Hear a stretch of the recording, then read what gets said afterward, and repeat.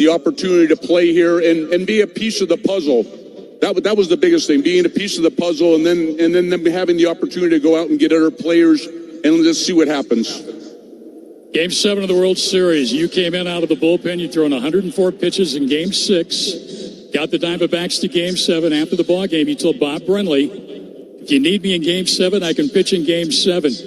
A thunderous ovation. I don't know if we've ever heard it louder in this ballpark in the history of this franchise than the ovation you got coming out of that bullpen, appreciating what you were going to attempt to do at that particular time. And these fans were great to you over the years. A lot of ovations for you as a member of the Diamondbacks. And I needed that. When I was coming out to pitch in relief in Game 7 of the World Series, at that time I had about 270 innings.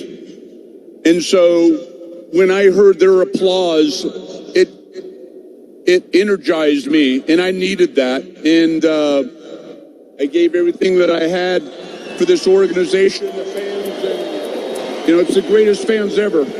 No doubt about that. Ladies and gentlemen, Randy Johnson. And now Ken Kendrick and Derek Hall will present Randy with his Hall of Fame plaque.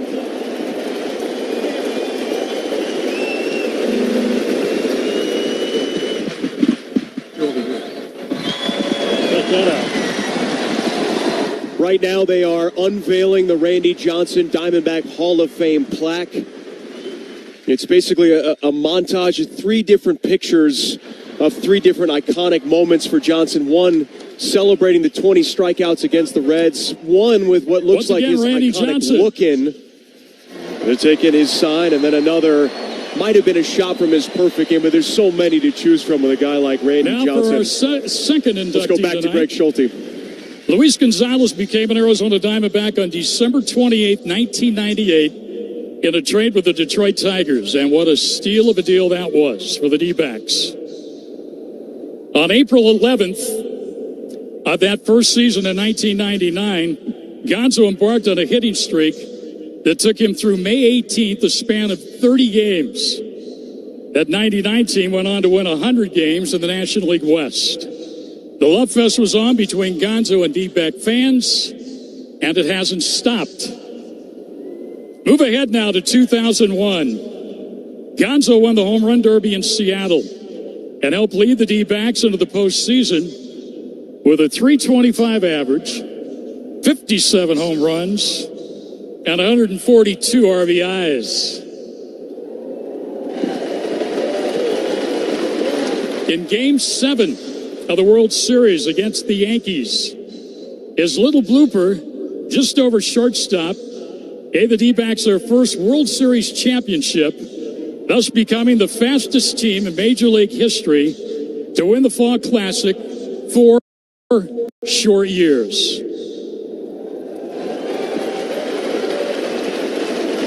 Gonzo played 8 years in the D-backs uniform and still leads the club in most offensive categories.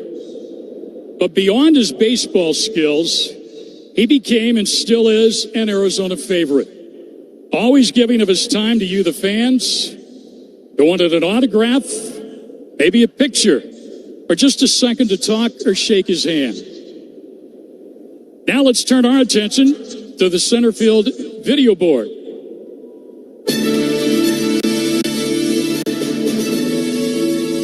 We talked about Randy Johnson and the impact he had, certainly from a statistical standpoint. When you look at Luis Gonzalez, you can look at his entire career, and it's certainly Hall of Fame worthy beyond the Diamondbacks Hall of Fame. But, Coley, just thinking about Arizona sports, I mean, Gonzo has to be in the top 5, maybe top 3 all-time Arizona athlete. When we think of Arizona sports, you think of Luis Gonzalez. Absolutely. I mean, that image is etched in every Arizona Diamondbacks and probably Phoenician's mind, is that just flare, like he called it, over the shortstop, hands outstretched to win the World Series. And when you dream of baseball, you put yourself in a Game 7 situation, hit a walk-off hit. Luis Gonzalez got to live it for these Arizona Diamondbacks. It's incredible, too, the irony of the fact that a guy who had almost 600 doubles and well over 1,300 hits, the fact that it's a little bloop flare in Game 7 of the World Series, that's what he's remembered as. But You know, Kareem Garcia, very nice Diamondback. The trade, I have to say, certainly panned out in the long run and in the short run, as the Diamondbacks are still the fastest ever expansion team to win the World Series, largely behind what he was able to produce offensively. Absolutely, those additions and everybody else involved, but on the backs of these two particularly, helped propel this team into stardom so early, and that's what you need for a franchise, that you're desperately trying to recruit fans and establish a fan base, and to win a World Series just a couple years in, and to have people like this still be the face of the franchise really helps. 19 seasons in the big leagues. By the way, over 1,300 hits. We're talking 1,300 hits in a Diamondback uniform. Gonzo finished his career with 2,591 hits, 350 homers, 596 doubles. I mean, that is just something people don't talk enough about. If you have 600 doubles in your career, you are constantly a threat at the plate. That's what Gonzo was, one of the most feared hitters, certainly in the purple and teal. And, of course, forever remembered by what he did that special night in November of 2001. Here he is now with our very own Greg Schulte.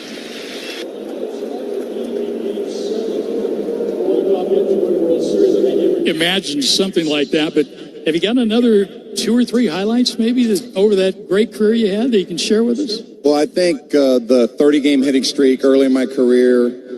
I came here in '99. Not a lot of people knew about me, and then my career basically turned around here with Arizona for my family, myself, and the fans just surrounded us and welcomed us. And I want to talk about that a little bit. I mean, we could talk about your accomplishments on the field forever, but so many as a member of the D-backs, but you and your family, as you said, you made Arizona your home. You embraced this area. The fans embraced you. And it's still a love fest to this day. I said that earlier, but it really is. Everywhere you go, hey, Gonzo, you got a second? You usually do. Yeah, I'm so grateful now. My career's been over for a while. Ken and Derek have given me the opportunity, along with Rancy, to be a part of this organization. And we love being here. We love this state. We love the fans. And we love the organization. Congratulations. Thank you. Luis Gonzalez. And now we'll welcome up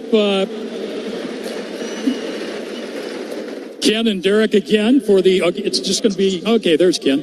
Going to be a presentation of your plaque.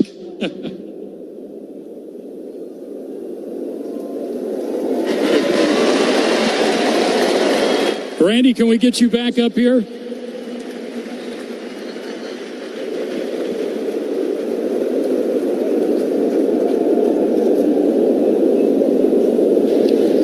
Well, right now, Randy Johnson are going to, and Luis Gonzalez taking a photo next to their plaques, and they have what looks to be special gifts that are being presented to them by managing general partner Ken Kendrick and president and CEO of the Diamondbacks, Derek Hall.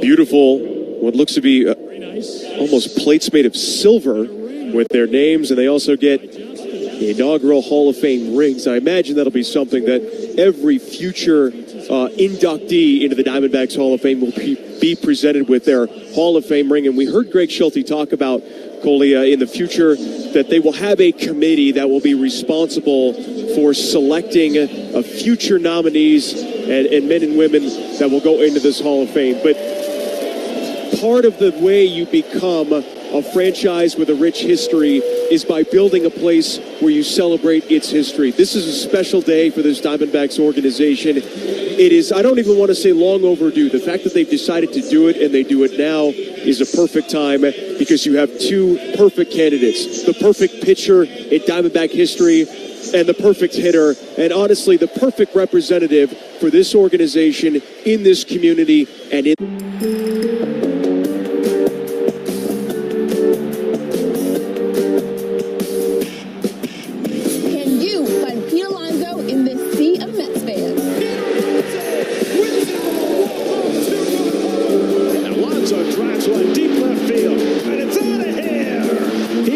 With his second home run of the day. Pete Alonso keeps on raking. Just very strong. And there he is.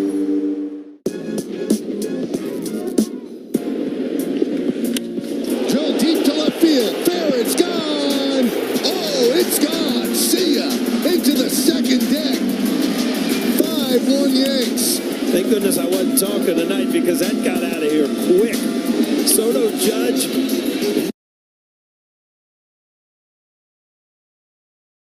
Now Stanton, all of over. Well, that's officially the hardest hit ball of the season so far in the majors. The previous was Ohtani, a single at Toronto, 119.2.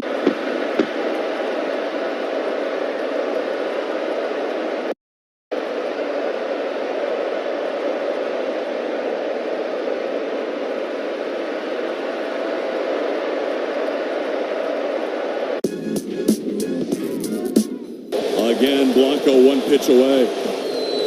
Ground ball. Dubon throws to first. No hitter. Ronald Blanco in his 8th career start. The 30-year-old makes magic on April Fool's Day. Today, he makes history. Unbelievable.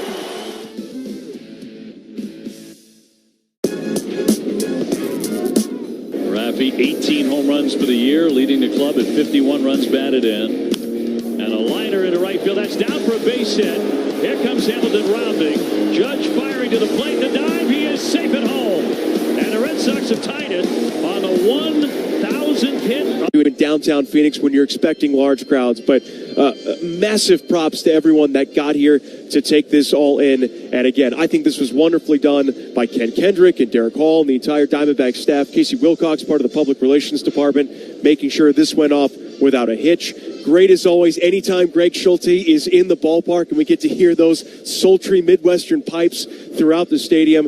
And for the Diamondbacks, two guys making sure that they soaked up every bit of this. Paul Sewald, Torey Lovullo, they were down in the dugout watching this one as well. I know a lot of people here wearing the Diamondbacks Hall of Fame t-shirts.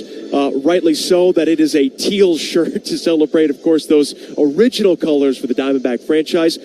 But you know what's also exciting, Coley, is the fact that those players were celebrated for the winning days of Diamondback baseball back in 99 and 2000 and 2001.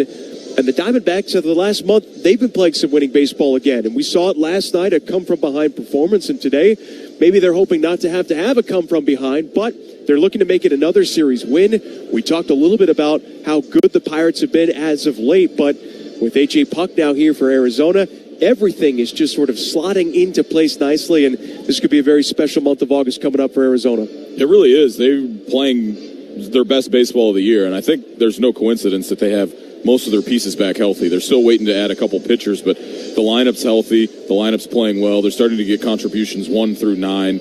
And I just think when this team is performing the best, you never know who's going to be the superstar of that game because any single one of these guys can get the job done. It's a shame that there is so much work that goes into the minutes before you actually take the mound for your start, because Brandon Pfaadt could probably glean a thing or two by just saying, excuse me, Mr. Johnson, just a couple questions about how you won 300 games, pitched for 22 seasons in the big leagues. I mean, we know Randy, power fastball, power slider, but look, Brandon Pfaadt over the last couple of months has really emerged to be a guy for this rotation for the Diamondbacks as a guy you can count on, and we're starting to see those strikeout numbers increase a little bit, and that's always a real good sign for him that he is clicking on all cylinders. He's been a stalwart for them all season, taking the ball every 5 days and really provided the lone semblance of sanity to this rotation because it's had a lot of moving parts, but credit to him for really learning fast how to pitch and get outs at the big league level. He's been nothing short of spectacular for the D-backs this year and just continues to roll. And it seems like as this rotation gets pieces back, they're going to start handing the ball from one guy to the next. And before you know it, that's how you get winning streaks. That's how you now find yourself 5 games above 500. So everything seems to be trending, like you said, in the right direction. And we had a carousel of guests yesterday. We talked to a lot of the beat writers for the Diamondbacks talking about the big trade the D-backs made a couple of days ago. And just to add to your point about this rotation that is going to get only stronger as guys get healthier, think about what little is going to be asked of them just because of the depth of that bullpen. Now that you add a piece like A.J. Puck, I imagine if the game is tight, we are going to see him in there. He has not pitched since July 23rd against the Orioles. So it's been 4 days. I know it's a lot of travel to get from Miami and to Arizona to get settled. But now you throw him in the mix with Ryan Thompson and Kevin Ginkel and Paul Sewald and Justin Martinez, and now you have this high-leverage lefty to go with some other guys that have done a nice job as well. You might see a lot of 5 and flies to keep guys fresh if the D-backs keep winning towards the end of July and obviously into the heart of August. You absolutely can do that, and it just provides so much more flexibility for Torey Lovullo. And I think at some point they were going to get another lefty. You almost have to have at least two, if not more, just to play matchups. And the way that teams can completely swing their lineups righty and lefty, it's good to have as many weapons as possible. But you're right, especially as they get closer and closer to must-win games to try to get one of those wild card or one of those playoff spots, they might be doing matchup. When it comes down and you have to put all your chips in, they have so many pieces down there, so many different arm angles, different velocities. It's going to be awesome to see him fit right into this bullpen. One thing we learned about the Pirates last night, they were not intimidated at all by Zach Gallen. They came out swinging early and actually scored in each of the first two innings. So I imagine they're not going to be intimidated by dropping the first game of this three-game set. Derek Shelton has this group playing with a lot of confidence, a lot of belief in what they're doing. They have a nice blend of veterans, as we saw Andrew McCutchen, who is probably going to have his number retired by the Pirates at some point when he hangs up his spikes. But the injection of young players as well, whether you're looking at guys like a Nick Gonzales, Joshua Palacios had a nice game as well, and Brian Hayes is really stepping in to his own. Obviously more known for his defense than his offense, but it's not going to be easy tonight, even though the Diamondbacks were able to win the series opener last night. Not at all. And you look at the lineup, and I don't think there's a lot of name recognition if you're a D-backs fan showing up tonight about who's in this. You might have heard a couple of names, but it's just a mishmash of guys getting the job done. I mean, obviously McCutchen, he's like you mentioned, a Pirate legend, but the pitching staff is really a key to this Pirates squad, and they got Marco Gonzales back after he missed about 3 months. He's been pitching well. He's another one of those lefties that doesn't throw overly hard, mixes a lot of pitches, doesn't strike out a lot of guys, doesn't walk many either. So they're going to have to hit their way through this game to get a win. Yeah, the Diamondbacks, because they were able to take the lead late in the ball game, a little bit lucky. They did not have to face David Bednar. I know he's not having quite as strong of a season this year as he was last year, but I mean, when you talk about lockdown guys in the ninth inning of the National League, he is on that short list of guys you do not want to run into if you are down by one or more. De La Cruz, he snapped it 0 for 16 yesterday and is driven to straightaway center. Doyle way back into the shrubbery. De La Cruz straight away. His team leading 10, and it's 2-zip. What did Candelario say? Don't let the Reds get hot. Don't let Ellie get hot. Well, and when Ellie gets hot, look out, because he can do it a lot of different ways. Here he gets a fastball that just kind of stays right there, and he gets it right on the barrel and takes it right out. What a good sign for De La Cruz. It is. He can put it on a tee. He's so strong with his hands. He's got a great foundation. Look how loosey-goosey Junior he is with his hands. And there's an absolute launch. Big number being put up by Teoscar Hernandez of the Dodgers. 14. Good for him. 14's a big number, guys. That's the one. Teoscar Hernandez is your 2024 Home Run Derby champ.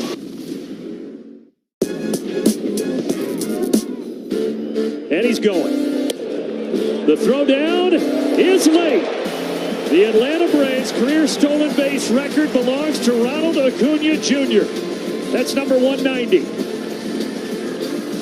I wonder if he knows he's in a pretty deep conversation over there, and the fans giving him the ovation that he deserves, almost if someone told him, hey, man, take a look at the big board.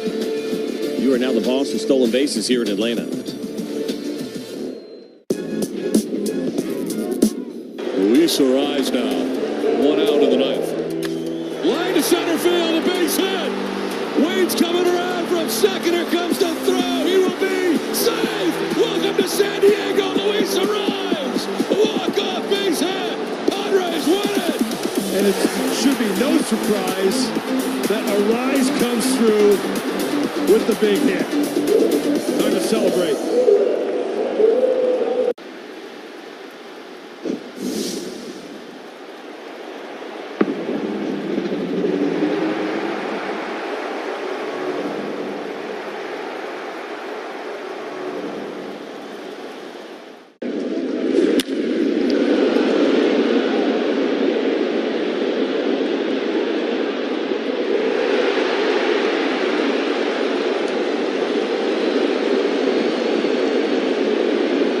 Yep, we need to stick with pest control. Hello, blue sky.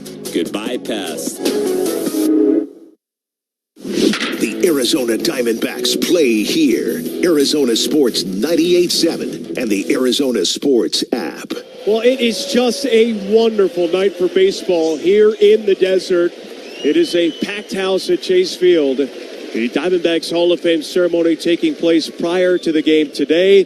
The fans have stuck around for what will hopefully be their second consecutive win against the Pittsburgh Pirates. And let's go ahead and take a look at those starting lineups brought to you by Caesars Sportsbook. Download the app today and use code Dbacks when signing up. We begin with the visiting Pirates. They have a record of 52-51. Leading off, the designated hitter Andrew McCutchen. Batting second, shortstop O'Neal Cruz. Batting third, second baseman Nick Gonzales. And batting fourth, first baseman Connor Joe. Batting fifth in left field, Joshua Palacios. Batting sixth, the third baseman Brian Hayes. Batting seventh and catching, Joey Bart. Batting eighth in right field, Ji-Hwan Bae. And rounding out the starting nine in center field, it is Michael A. Taylor. Again, the lineup for the Pirates is McCutchen, Cruz, Gonzales, Joe, Palacios, Hayes, Bart, Bae, and Taylor. And on the mound for Pittsburgh here this evening, 32-year-old left-hander Marco Gonzales, a native of Fort Collins, Colorado. He is making just his sixth start of the season. He has missed a majority of the year with a forearm strain. Landed him on the 60-day injured list back in April. He was just activated not that long ago, and now here he is trying to even up this series at one game apiece. All right, a look at the lineup now for the Diamondbacks. They have a record of 54-50. Leading off at second base, Ketel Marte. Batting second and catching, Gabriel Moreno. Batting third in left field, Lourdes Gurriel Jr. And batting fourth, the first baseman, Christian Walker. Batting fifth, the DH, Randall Grichuk. Batting sixth in center field, Jake McCarthy. Batting seventh, third baseman, Eugenio Suarez. Batting eighth, the right fielder, Corbin Carroll. And rounding out the starting nine for Torey Lovullo's crew, it is the switch-hitting shortstop, Geraldo Perdomo. Again, the lineup for Arizona will be Marte, Moreno, Gurriel, Walker, Grichuk, McCarthy, Suarez, Carroll, and Perdomo. And on the mound for Arizona this evening, it is the 25-year-old native of Louisville, Kentucky, Brandon Pfaadt, who toes the rubber for Arizona. Second season with Diamondbacks. It'll be his 21st start to lead the team. And so far this year, Pfaadt 4-6 with a 3.74 ERA. But Coley, when you look at his last handful of starts, he's getting better and better. The 3.74 might not be indicative of just how good he has been over the last 5-6 outings. Not at all, and not only that, but an innings eater, too. He has 2 starts now. This will be his 21st of the year. Only 2 starts in the previous 20 has he pitched only 5 innings or less. So he pitches into the 6th inning almost every time, even getting into the 7th quite often. And, I mean, you mentioned they have more pieces at the back of the end of the bullpen. But if he's pitching well, he can get 6 or 7 and really take some of the pressure off of the back end of that bullpen. It's incredible for Pfaadt as well. He has only allowed 2 earned runs in his last 23 1/3 innings. If you want to just look at his last 2 starts, the one before the All-Star break against the Braves and the one after the All-Star break against the Cubs, combine those, that's 13 shutout innings with just 4 hits yielded and only 1 walk. It's a ton of strikes. It's a ton of soft contact as of late. And though he historically has been a fly ball pitcher, we're starting to see him get a few more ground balls, some double. Don't sleep on him going to third here. He goes. Pitch low and away, the throw to third base, and it's not in time. He has the record. 67 stolen bases for Esteury Ruiz, the new American League rookie record. Well, now he's looking at it. Now he wants it. Can I have it? I got to keep it? Come on, I want it. Number 67, Esteury Ruiz.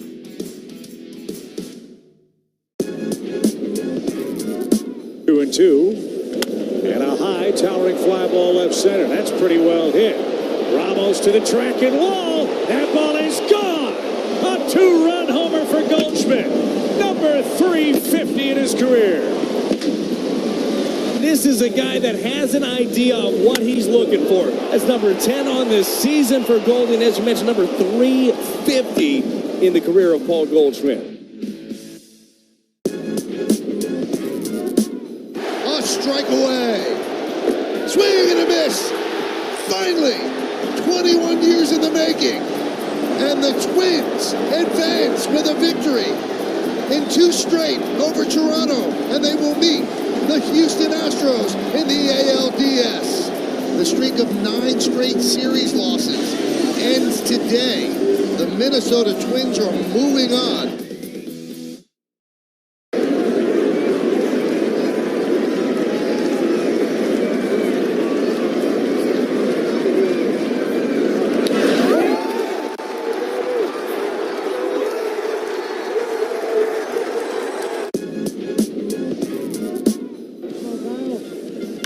Hey, Jordan hits one high, hits one deep.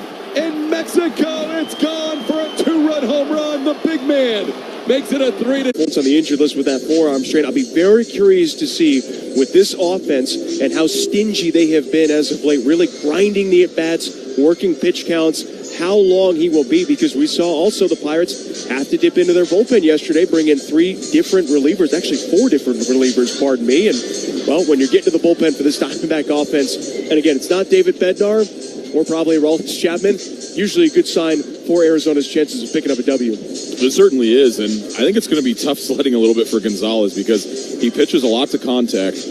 One of the best things that this D-backs lineup can do is hit contact. So if he throws pitches in the zone, they get hit and get hit hard. So, I mean, he's really going to have all of his stuff working and put all of his pitches in the exact spot he wants, because if he leaves anything over the plate, this D-backs team can do damage in a hurry. Our umpires for tonight's contest, C.B. Buckner is calling balls and strikes. Adam Beck is the umpire over at first. Dan Iasonia is the crew chief over at second, and Ben May is the umpire over at third. Our first pitch time and temperature reports are brought to you by Y-Refi. Invest in America's future. Go to investyrefi.com. No surprise, it is an absolute scorcher outside once again, 106 degrees, but inside a very comfortable 73 degrees. The roof is closed. The panels are closed. Again, this building is absolutely jam-packed in the lower and in the 200 levels. And it's pretty full as well in the 300s as I'm taking a peek outside the radio booth. A lot of people wanted to see the celebration, and now they want to be part of a second celebration, which is hopefully another Diamondback victory on a Saturday night. Offensively for Arizona, you got to imagine it's going to be those top 4 hitters that hopefully set the tone. Ketel Marte had a nice night offensively, but how about Corbin Carroll? We saw him rip a triple into the right field corner last night. I know it's going to be a left-on-left matchup.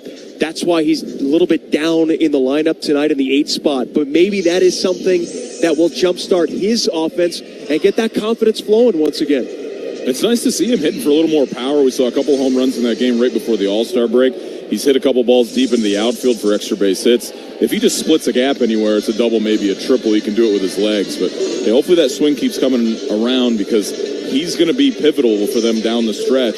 Not only just getting on base, but also driving in some runs. He's going to hit in the 2 spot or 1 or down in the lineup. But he just provides. Listen, I've been following you for a while, man. Bottom line is you get your A swing off and generate a lot of pop. I just want to go. I'm getting this A to B. Oh man, straight to the ball, barrel. Hitting the ball is the hardest thing to do. I'm a person from 0-0. I'm looking for spin. I'm not gonna lie. I'm gonna look for spin, but I'm gonna time up a fastball. 0-0. If you spin it, I'm swinging. Like if you spin it in the middle, I'm going to destroy it.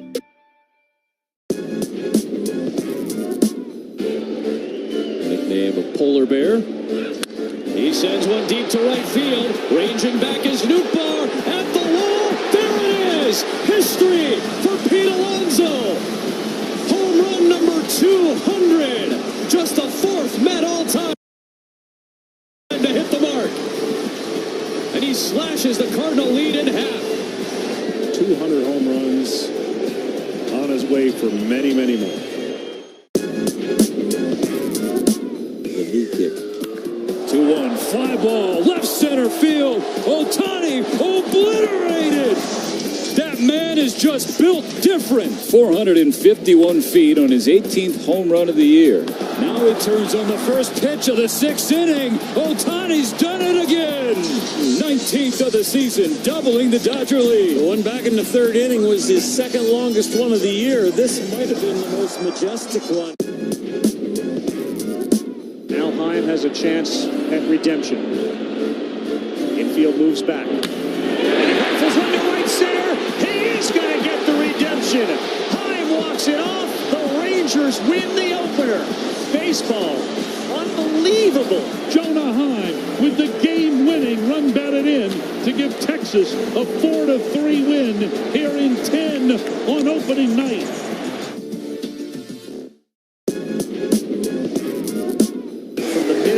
For that top spot, the New York Mets hold the third and final wild card spot. They did lose a little bit earlier today, and the Diamondbacks, they are one game out of the playoff picture as they get ready to take on the Pirates in Game 2. Arizona is in their black alternate tops. It's black jerseys with white pants, a black cap, and a black bill. The Pirates are in their gray uniform sets, gray tops, gray bottoms, and they've got the word Pittsburgh in a yellow cursive font written across the chest. Andrew McCutchen is ready to lead things off, and we are ready for some baseball here on a Saturday night. The right-hander Pfaadt is ready to go. And the first pitch of the ball game is taken right down the middle for a strike, and away we go at 5:30. McCutchen really had a quick start yesterday, walked and scored in the first. He drove home another run with a double in the second, and now he looks at his second strike from Pfaadt. The count is 0-2.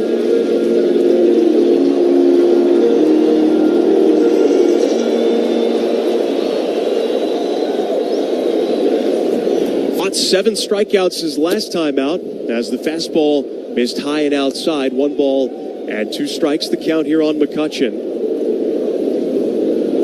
He went through a stretch where he had no strikeouts against the Nationals and then only 2 against the Twins. That was in the middle to left.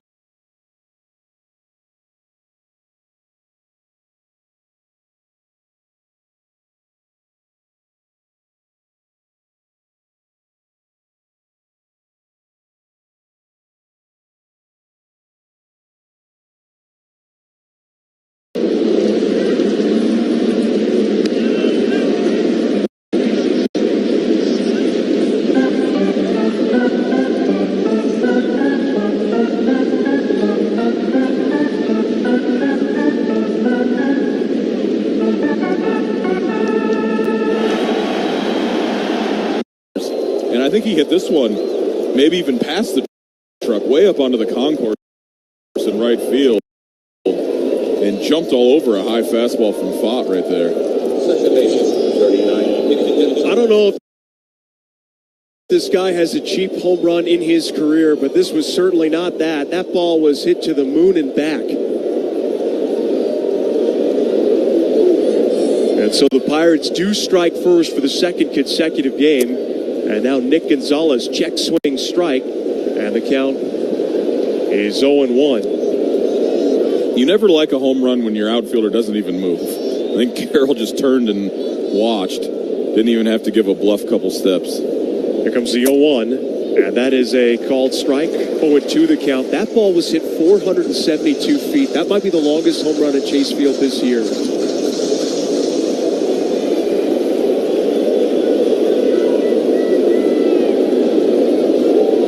Ready, try to shake that off as the 0-2 pitch is low and outside. 1 ball and 2 strikes the count. Gonzales only 5 homers on the year, 39 RBIs.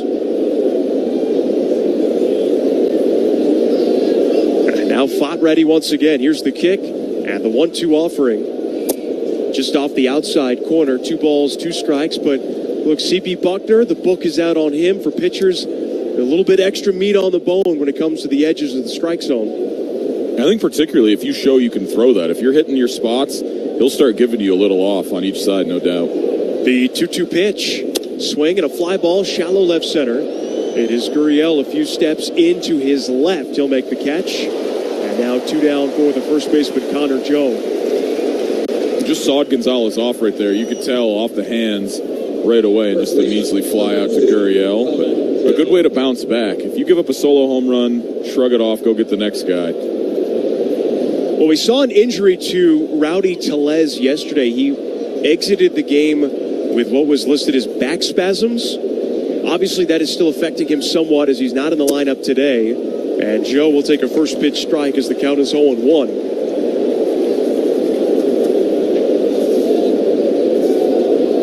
No No balls and a strike, 1-0 Pirates in the top of the first inning.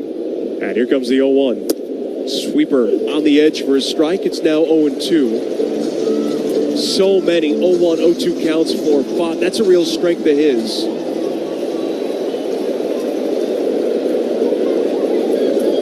Now the wind of the 0-2 pitch.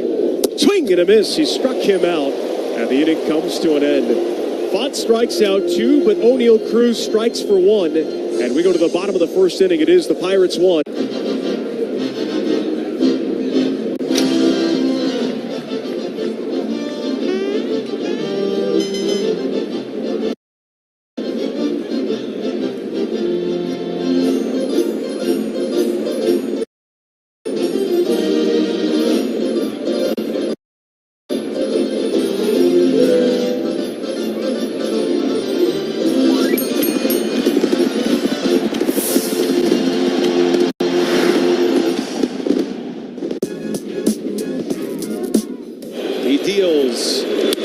In the air to right field. That's back.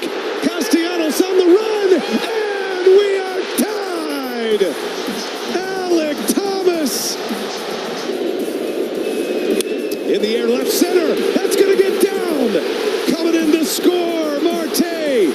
Gabby Moreno puts them in front 6-5.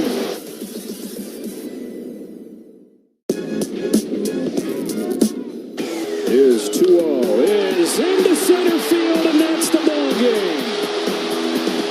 What a game it was. A gem of a game. Goes to the Dodgers in 11 innings. Well, it's Kike Hernandez that twice got it here, and it was Will Smith that ended it. Darned if you do, darned if you don't, and that's life against the top of this Dodger lineup.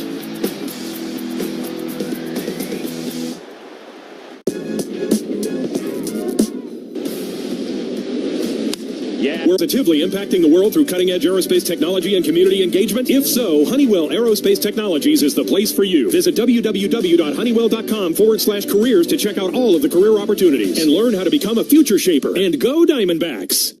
The Arizona Diamondbacks play here. Arizona Sports 98.7 and the Arizona Sports app. We go to the bottom of the first inning, and Ketel Marte will lead off. Diamondbacks trailing 1-0.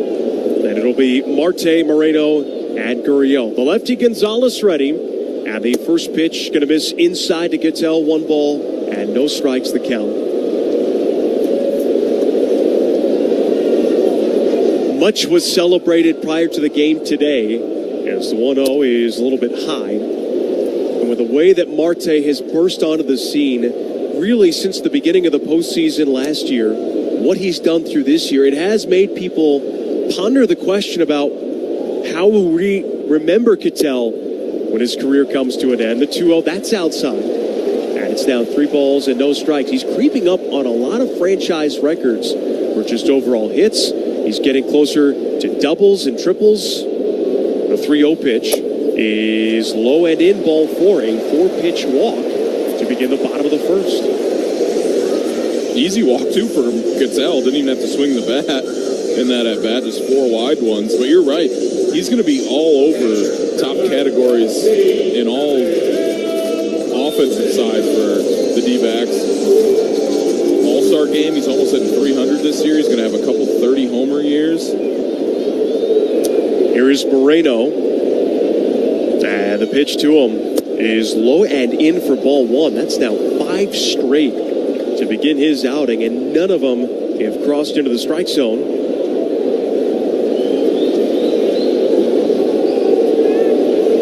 Now Gonzales from the stretch. His 1-0 is in there for a strike. A much-needed 1-2. Not a lot of velocity with a guy like Gonzales. It's much more about location, and that's why maybe throwing a little bit slower allows the changeup to play even better than what its numbers might suggest.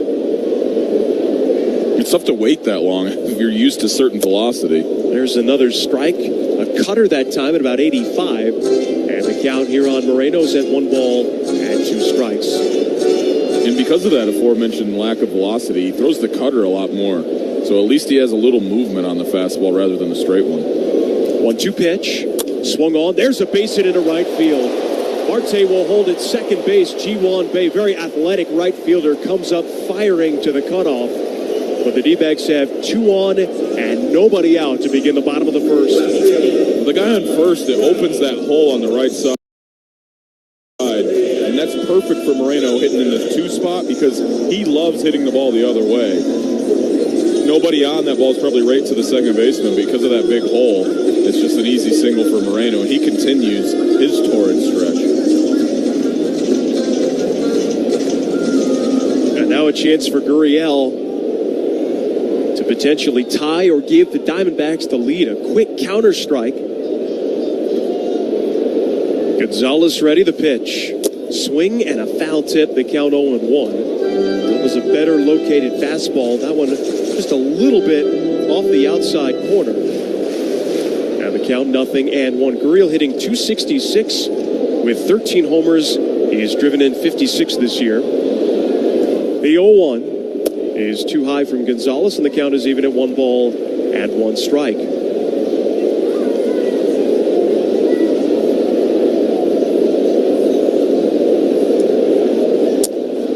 Gonzales ready. Now home with a 1-1. And that's going to miss outside for ball 2. 2 balls, 1 strike on Gurriel.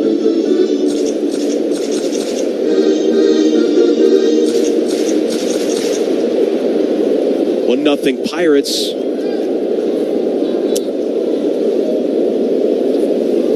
Gonzales ready again.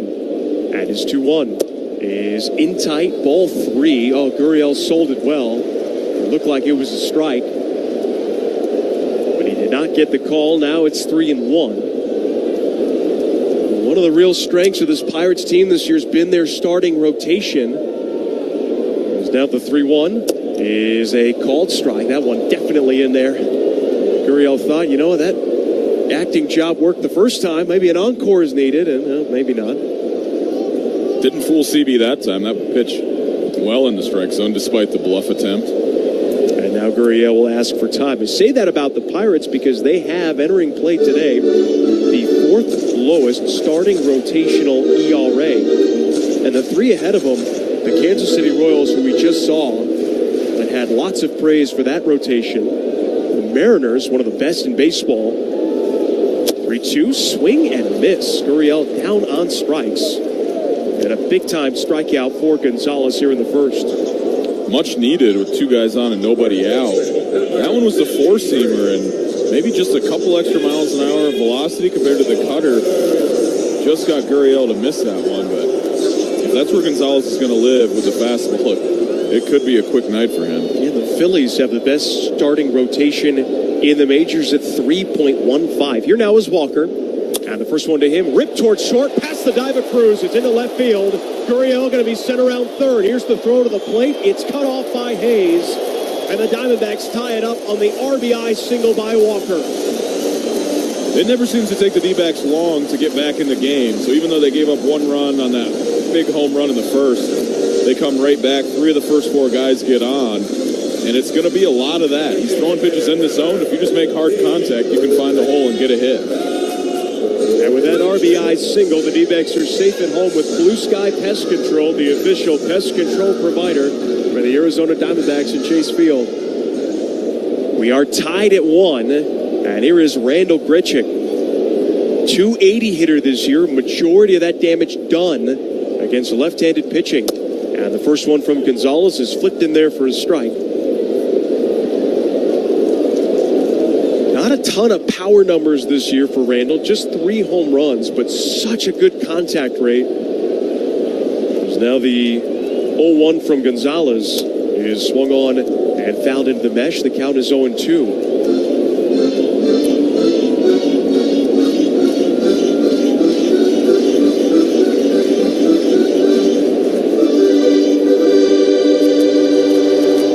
Over the last few years has kind of been more of a journeyman outfielder piece. Been a huge addition for the Diamondbacks. And now the 0-2 is swung on and fouled. That clattered right off of the catcher's mask of Joey Bart.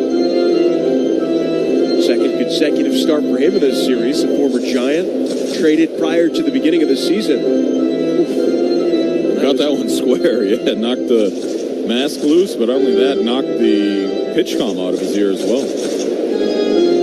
Grichuk with a walk rate at almost 7% and a strikeout rate at close to 16.5%. League average strikeout rate's about 21%. The 0-1, another swing and another foul.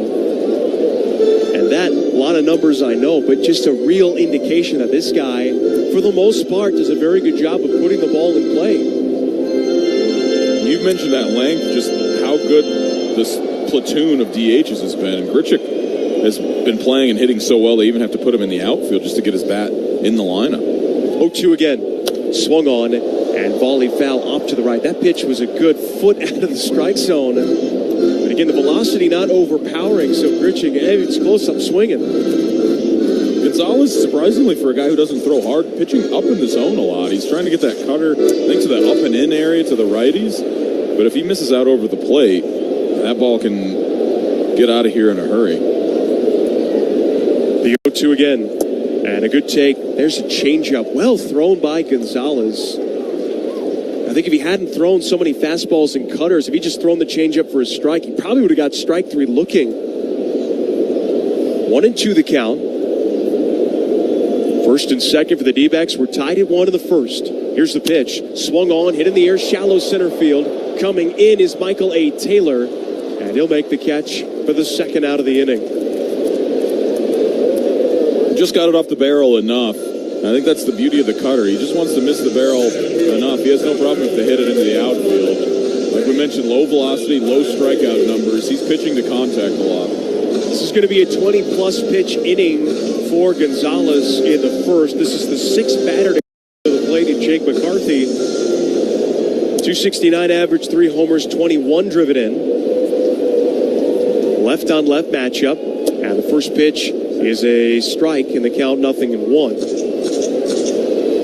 Gabriel Moreno had our first hit of the game, presented by New Vision Auto Glass. New Vision and the Arizona Diamondbacks Foundation are teaming up to donate funds to veterans with every hit this season as part of the Hits for Heroes program. Ground ball to short, backhanded by Cruz, throwing on the run, but it's not in time. McCarthy with great speed out of the box, down the line.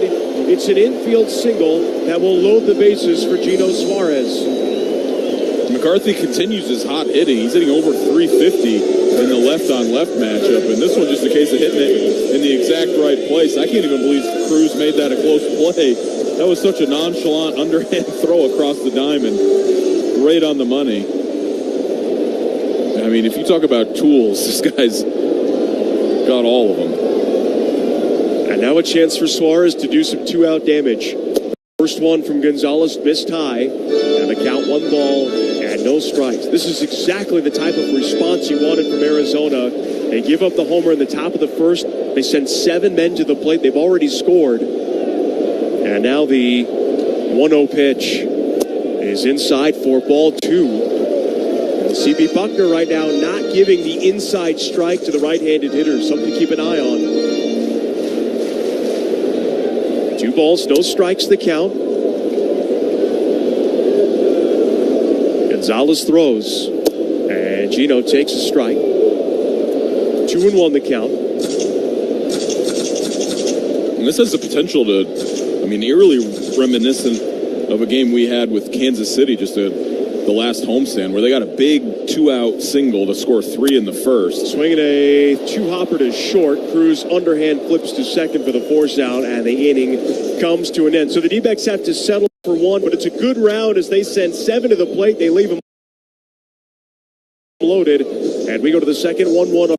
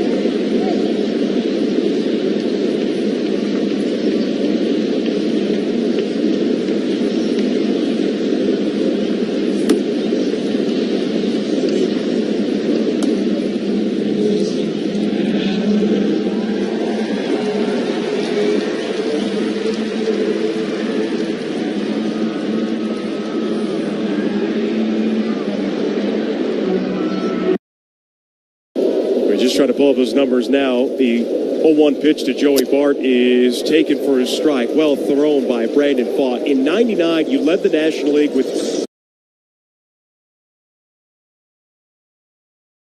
5 doubles and 26 homers. For as much as you're remembered for winning a home run derby and being able to slam out, 56 and 01, you were a doubles machine for your career, and I know it still kind of eats at you. 596 as opposed to starting with that 6. I know. There's the 0-2. Swinging a top spin line drive to left field. Gurriel going to make the catch. And it's a 1-2-3 inning for Brandon Pfaadt. We're going to take a break. We'll have more with Luis Gonzalez. Not completing high school is more of a social thing than it was an academic thing. Even though all these years have passed, I still had that longing to have my diploma. At age 30, Carissa finished her high school diploma. If you're even considering getting your high school diploma, you can do it. No one gets a diploma alone. If you're thinking of finishing your high school diploma, you have help. Find free adult education classes near you at finishyourdiploma.org. That's finishyourdiploma.org. Brought to you by the Dollar General Literacy Foundation and the Ad Council. Not completing high school is more of a social thing than it was an academic thing. Even though all these years have passed, I still had that longing to have my diploma. At age 30, Carissa finished her high school diploma. If you're even considering getting your high school diploma, you can do it. No one gets a diploma alone. If you're thinking of finishing your high school diploma, you have help. Find free adult education classes near you at finishyourdiploma.org. That's finishyourdiploma.org. Brought to you by the Dollar General Literacy Foundation and the Ad Council.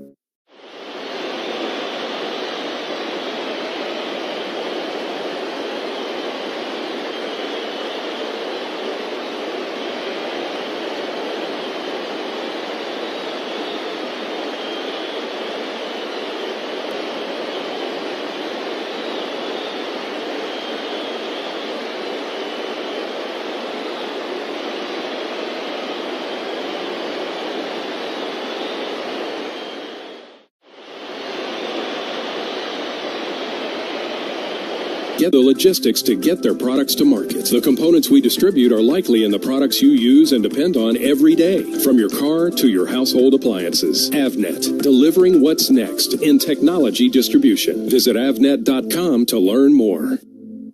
The Arizona Diamondbacks play here. Arizona Sports 98.7 and the Arizona Sports app. Bottom of the second inning, Diamondbacks and Pirates are tied at 1. It'll be Corbin Carroll, Geraldo Perdomo, and then the top of the order in Ketel Marte against the lefty Marco Gonzales.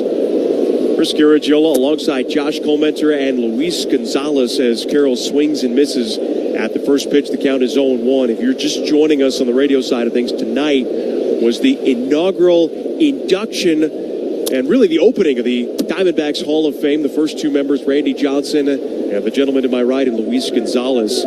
We were talking a little bit about your career, and I want to just pivot a little bit to you were born in Tampa. You spent a lot of your time in Florida. I know you went to school in South Alabama, but when people think, Gonzo, of Arizona sports, your name is one of the first that comes to. It's like Larry Fitzgerald, Steve Nash, Luis Gonzalez on that Mount Rushmore. Why did being part of this community become so important to you when you could have gone anywhere after such a lengthy, almost 20-year career? Well, I mean, this place is pretty special to not only myself, my career, but my family. Oh, there's a high drive to right. Deep right field for Carroll, and that ball is gone. Right on cue, you talked about the triple yesterday, maybe getting him going, and that's that off-speed pitch down out over the plate that he can handle well, and he got it right there. Well, it'd be nice to get him really going now. Him and Suarez are probably 2 big pieces. You got Gabby starting to swing the bat well, but you'd like to see him really starting to get hot this second half right here going into hopefully postseason play. I got to imagine for Carroll, that's about, 15, 20 that he's dumped into Gonzo's porch in his career. For you, how many, 200, 300 in this ballpark? Yeah, this is a great place to hit, especially with a big batting eye. Oh, there's a swing and a fair ball down the right field line. Perdomo rounding first, and he'll have to hold there as the ball took a friendly carom towards the right fielder bay. Now Cruz tried to catch Perdomo sleeping, threw it away. Now it's the first baseman, Joe, who throws it into left field. Perdomo will put this roller coaster ride to a stop at second, but the Pirates throwing it all over the sandbox. And Perdomo stands at second with nobody out. And a good thing that throw was wide, or maybe even hit Perdomo going into second, because he was dead to rights if Joe just makes a good throw. But instead, he's in scoring position, and the D-backs get it going right again. Can you give a joint custody error on one play? Because I feel like that should be an E36. Well, it almost looked like Perdomo was trying to cut the angle off, like to block him from throwing the ball to second base. Absolute madness as now Ketel swings. That's a high drive, deep right center. Bay turns, looks, and it's gone.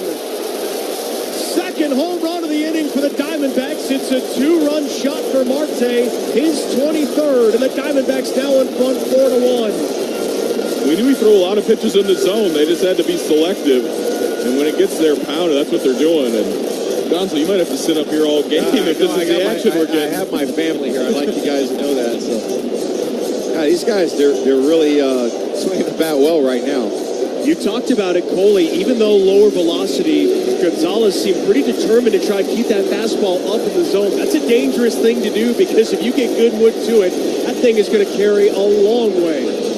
As a guy who never threw with a lot of velocity, your misses have to be so fine, because if you miss out over the plate, it's like batting practice for these guys. And 2 long balls in this inning, the D-backs now out to a 3-run lead. And it's a 3-run second inning. 3 batters up, 3 batters in. Here is Gabriel Moreno, and he had himself a base hit his first time up. This building is rocking.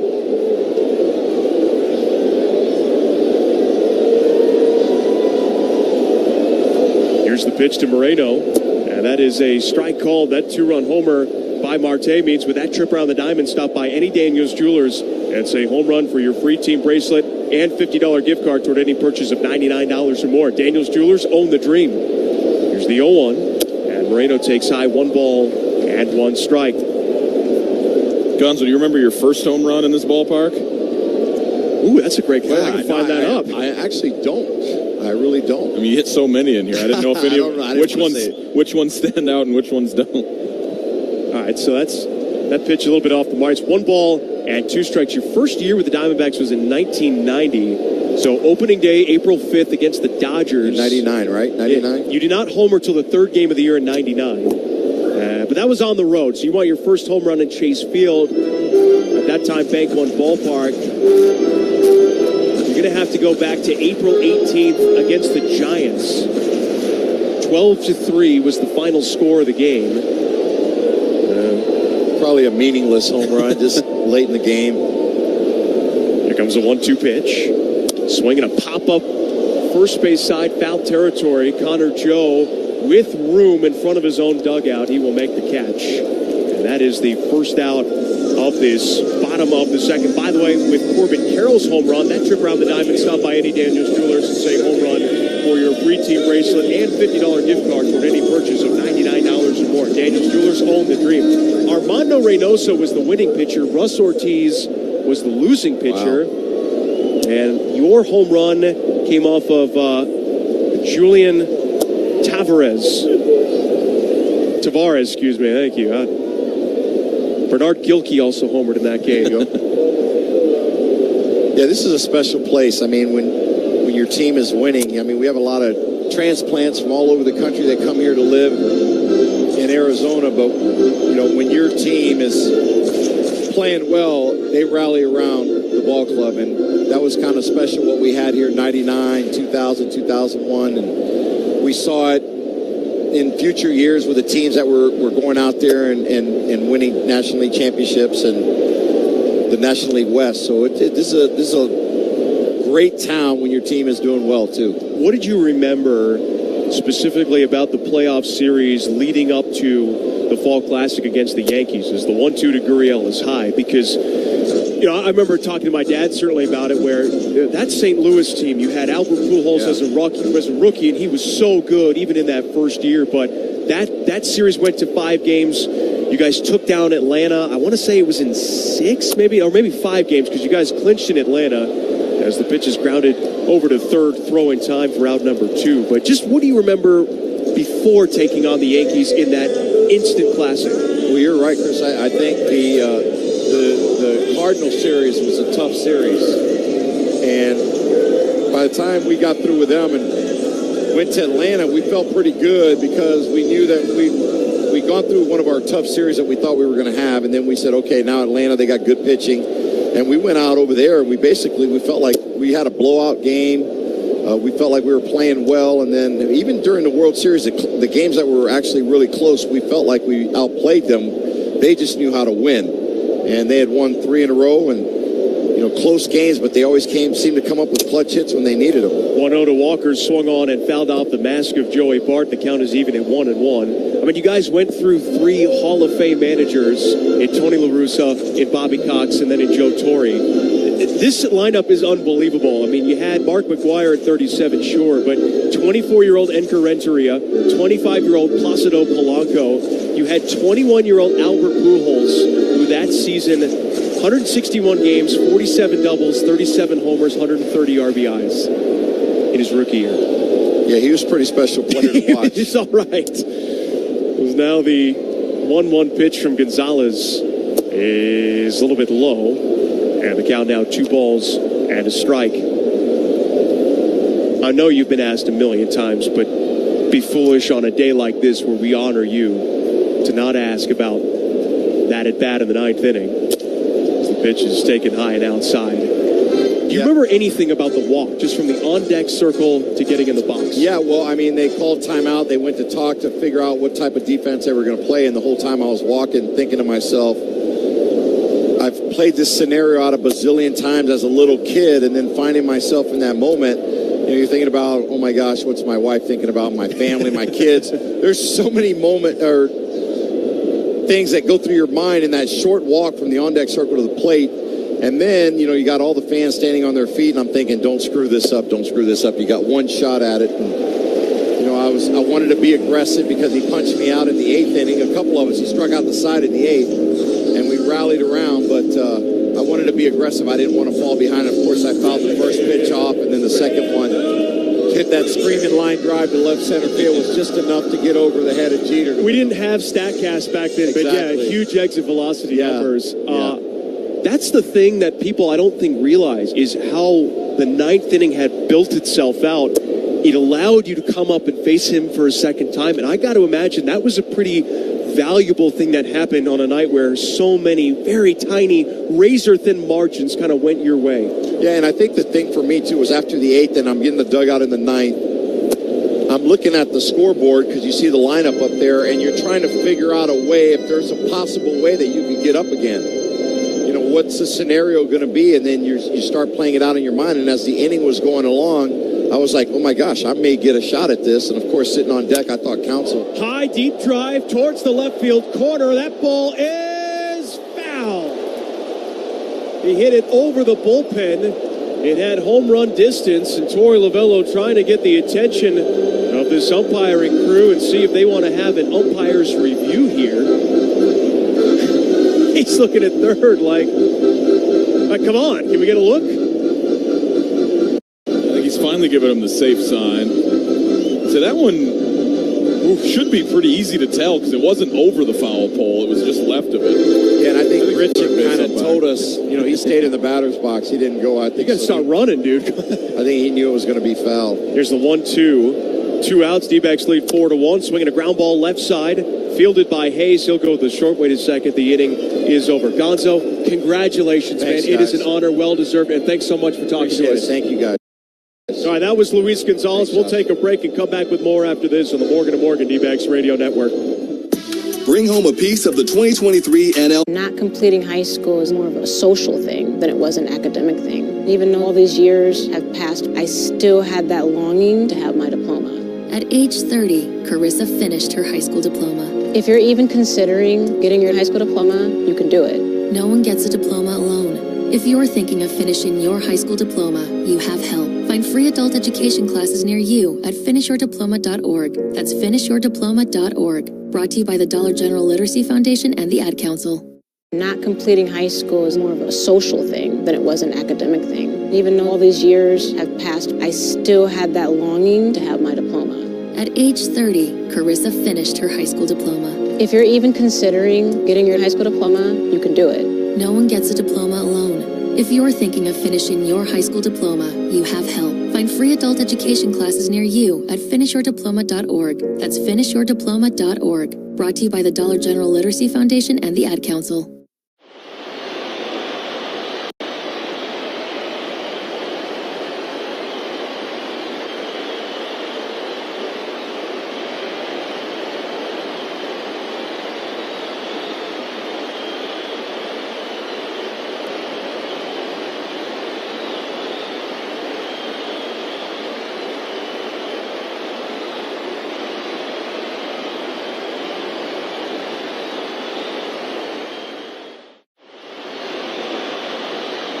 Starting August 8th. Secure your tickets now at Dbacks.com.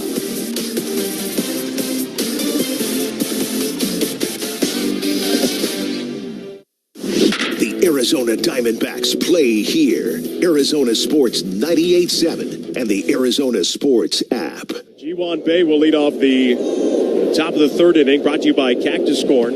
Cactus Corn, taste the tradition, support local, and keep the good times popping. Grounded at first, sliding pickup made by Walker, and the toss to Pfaadt in time for the out. Excellent defense on the right side for Arizona. That's why he's got a gold one down there, and kudos to Pfaadt for getting over. You'd mentioned Bay with tremendous speed. Pfaadt got there just in time for a brilliant PFP. Here is Michael A. Taylor, the center fielder. Taylor hitting 200 on the year with a couple of homers and 13 driven in. Pfaadt is ready, the righty into his windup. And here's the pitch. Taken for a strike, and we pause 10 seconds for station ID in the Morgan & Morgan Dbacks radio network.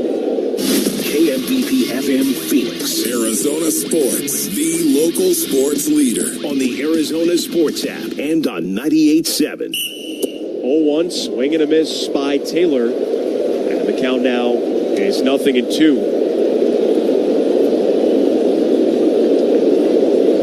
Nobody on, one out here in this third inning. Diamondbacks lead 4-1. Home runs by Corbin Carroll and Ketel Marte right now. The big difference in this game. They've scored in every inning, has Arizona, against Marco Gonzales. And now Pfaadt ready as the righty. He throws. Swing and a miss. High fastball. And he just decimated Taylor in that at-bat. A lot of fastball sweeper today, and I mean that recipe's working really well as he's locating that fastball so perfect that he can dot the corners, take the sweeper off the plate, elevate the fastball like he did there.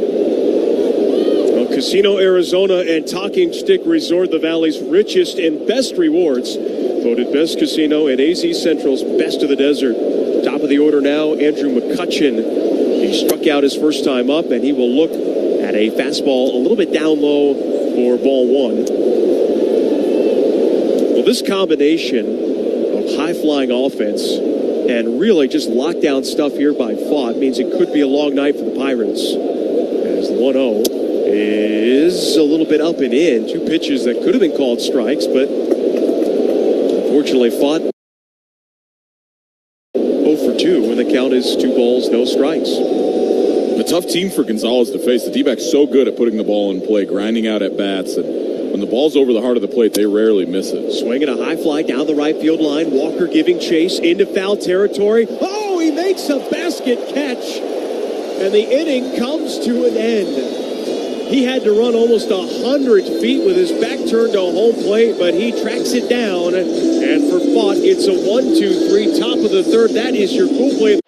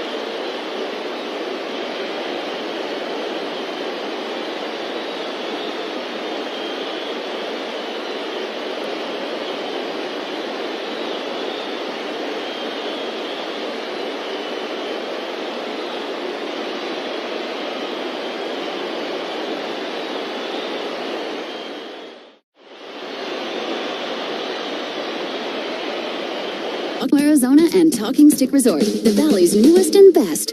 With multiple tiers and endless benefits, we've got something for everyone. Don't miss out on the excitement. Salt River Rewards, the Valley's premier player rewards program, now at Casino Arizona and Talking Stick Resort. 2 properties, 1 amazing club, offering limitless fun on the 101. Discover the best in the Valley at saltriverrewards.com.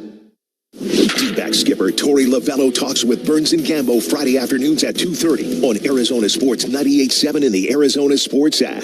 Bottom of the third inning, a 1-0 count here to Jake McCarthy against Marco Gonzales, Chris Garagiola alongside Josh Colmenter, and now joining us in the booth, the man, the myth, the legend. It is Greg Schulte, who was our MC of the Diamondbacks Hall of Fame induction ceremony. Gup, great to have you back in here, and let me just say, what an outstanding job you did recognizing those 2 legends prior to the game today. That one out of play, and the count now on McCarthy is at a ball and 2 strikes. Well, I had a pretty good duo to work with, to say the least. So, it was, the Diamondbacks asked me if I would, and I said absolutely. So these guys gave us more excitement than any other Diamondback players, and they played on the same teams starting in 1999. So, it was a fun night. I'm glad to see we've got a Hall of Fame now. Gonzales ready, the lefty into his windup, and the 1-2 pitch is swung on. A double tap foul by McCarthy, but in the box, so all good there. When you broadcast for as long as you did for one team, it's hard to boil down your career to just a couple of players when you've seen literally hundreds wear the uniform.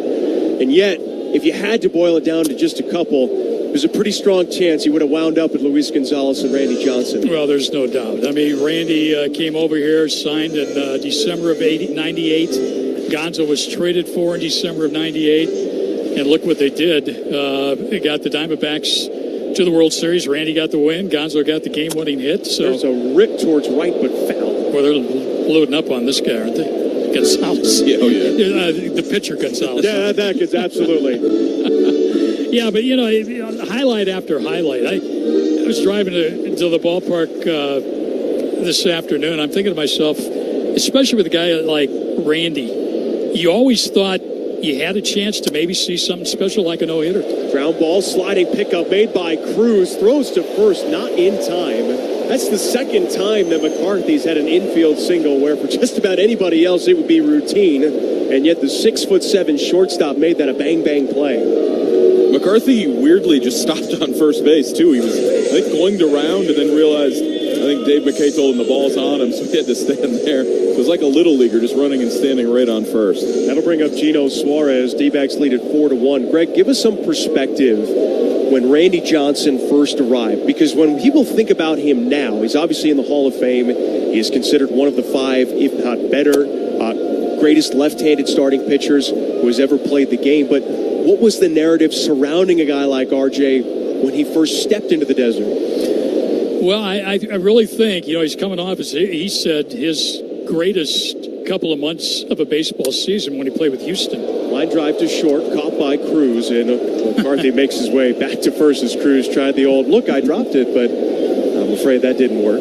But anyway, Randy, he came in with high accolades, and now that I look back on it, that's a lot of pressure to put on one guy. Every time he went out there, fans expected a no-hitter, a shutout, 15, 16 strikeouts. If he didn't get that, it was like it was a disappointing outing, even though he gave everything he had every outing. Here is Carroll. He homered his first time up, and now the pitch is high. 1 ball, no strikes the count. Runner at first, and 1 down in the bottom of the third. I know Glenn Sherlock used to always talk about when Randy was up there, you just waited until that whole cave board was filled, and then his night was finally done. Yeah. Gonzales from the stretch, home with the 1-0 pitch. And Carroll takes outside, now 2 balls, no strikes the count. Leo was around with me in those days with Randy, too. Randy always had horrible spring trainings. And everybody immediately started saying, oh, boy, Randy's done. He's lost it. And all he was doing was fine-tuning himself for the start of the regular season, maybe throwing a new pitch or, just whatever. Well, once that bell rang and the season started, he was right there. It's funny you say that, since his spring trainings are mostly known for his bird hunting.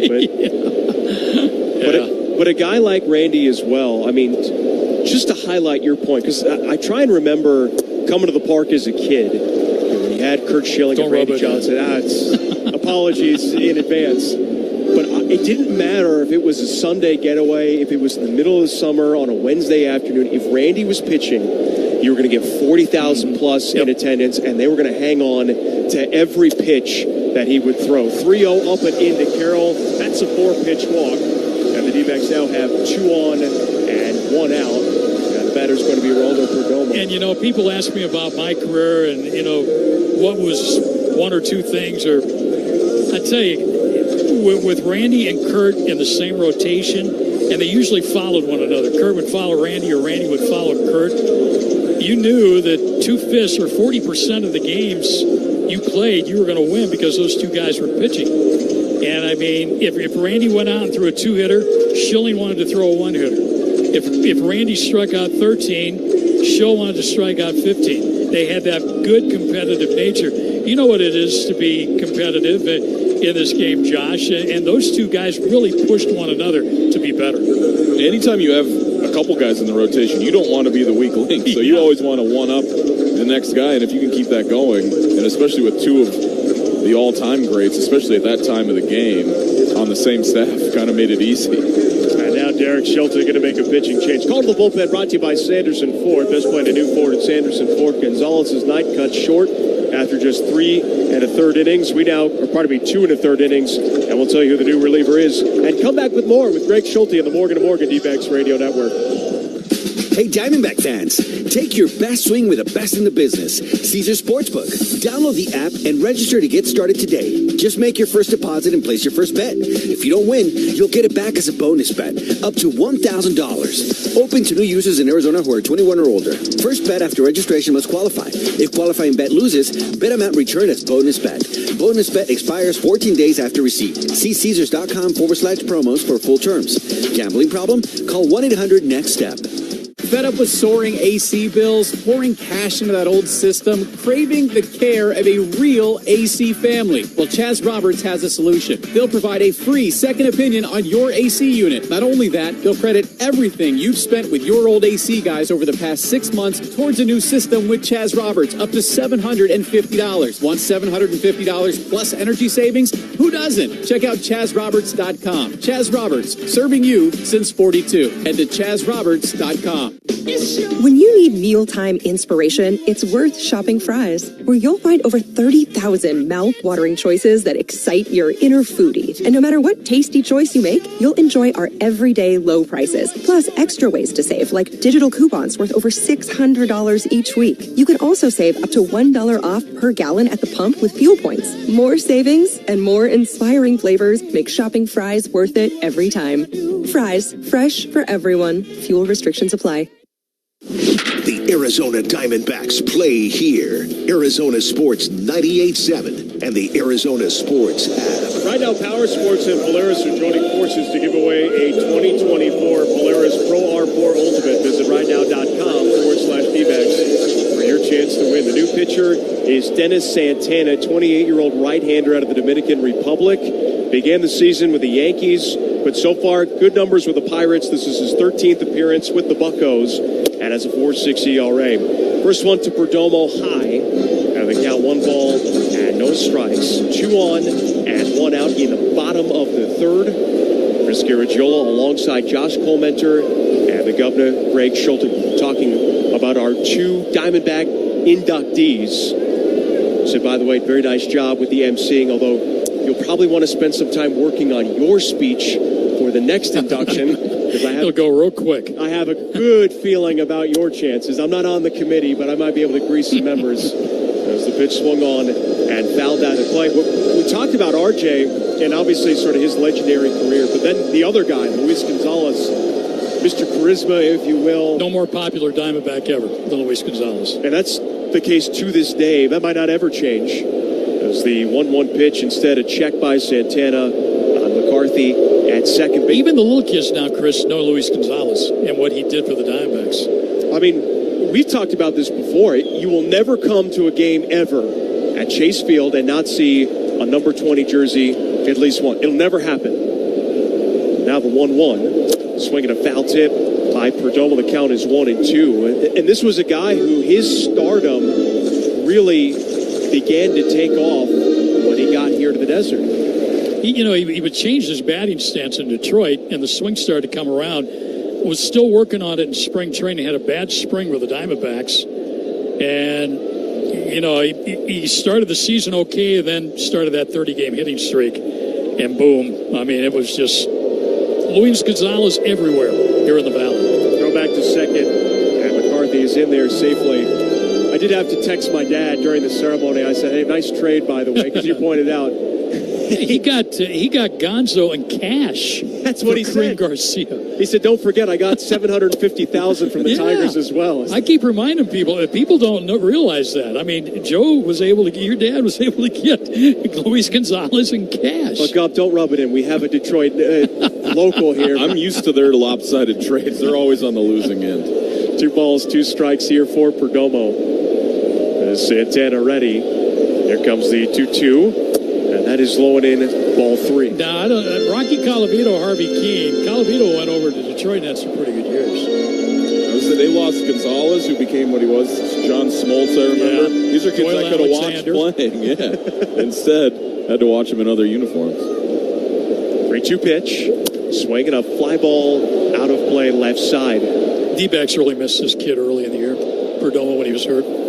He was a guy who Torey Lovullo compared to Xander Bogaerts, and not necessarily from a talent standpoint, but more the type of leader and vocal leader he was in the clubhouse. I think you really felt that when this team was struggling into April and early May. Here's the payoff. Swinging another foul. So many of these. I know you saw first couple of years of Perdomo, and how many full counts, 7, 8, 9 pitch at bats was he able to put together? Think about that. I mean, what a 23, 24-year-old kid that's able to go up there and see 4 or 5 pitches per at bat. It's hard to do. 2 on, 1 out. Dbacks trying to score for the 3rd consecutive inning to begin the game. And that is strike 3 call. Good fastball by Santana. And Perdomo unfortunately guessed wrong. Good spot, and C.B. Buckner with an animated strikeout call there. Wanted to make sure everybody knew that was strike 3. So let me ask you a tough question, having now done this and having seen every season of Diamondback baseball up close in person, except for this year. If you had to think of a couple names for players who might go in after RJ and Gonzo, who for you stands out? Brandon Webb. I think it's a great choice. I think Brandon should probably be the next one to go in because he did it several years. And really, injury forced his end. But, I mean, he had 4 consecutive years, Chris. Here's the 0-1. And Ketel takes the strike. It's 0-2. Where he won 14, 16, 18, and 22. 14 wins to 16. 16 won him the Cy Young. He won 18, didn't win a Cy Young. He won 22 and didn't win a Cy Young. I think he finished runner-up in that 18-win season. But I think Brandon belongs in there. And now they're going to step off the rubber is Santana. Just reset the pitch clock here. It really is a shame only in the sense of, what could have been had the shoulder not gone. But when you think about the chapters of this franchise's playoff history, Gonzo and RJ, that's the first chapter. Brandon Webb is the second chapter. There's the swing and a miss on the 0-2. And Ketel is down on strikes. The inning comes to an end after all that Dbacks don't score. Gub, I know you're here with the family. Thank you so much for not only stepping in, putting the headset on, and joining us. We hope to see you more often, all right? You do a great job. Thank you so much. Thanks, all right, we're going to take a break. 4-1. Not completing high school is more of a social thing than it was an academic thing. Even though all these years have passed, I still had that longing to have my diploma. At age 30, Carissa finished her high school diploma. If you're even considering getting your high school diploma, you can do it.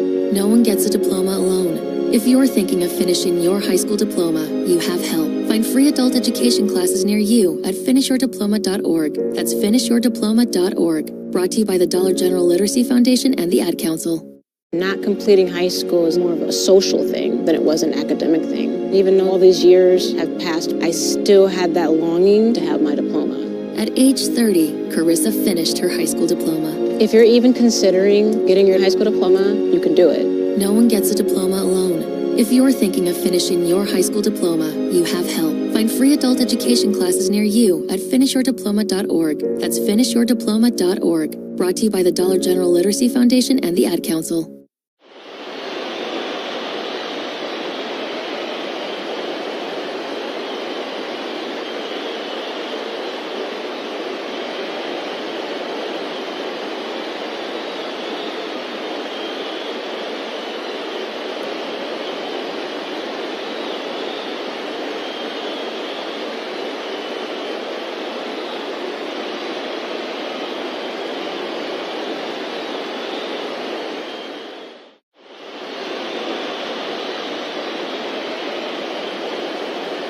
More at the APS Marketplace. Compare your rate plan options and switch to the plan that would have saved you the most money on your energy bill. Find these and more ways to save at aps.com/brighter. The Arizona Diamondbacks play here. Arizona Sports 98.7 and the Arizona Sports app. Top of the fourth inning, Dbacks lead it 4-1 as O'Neal Cruz leads it off. The first pitch is a strike, the count 0-1. Chris Garagiola alongside Josh Colmenter, and now joining us in the booth, it is the other Diamondback Hall of Fame inductee, Randy Johnson, the big unit, who was kind enough to give us an inning of his night. Randy, thanks so much for being here. Congratulations. How many Hall of Fames are you now a part of?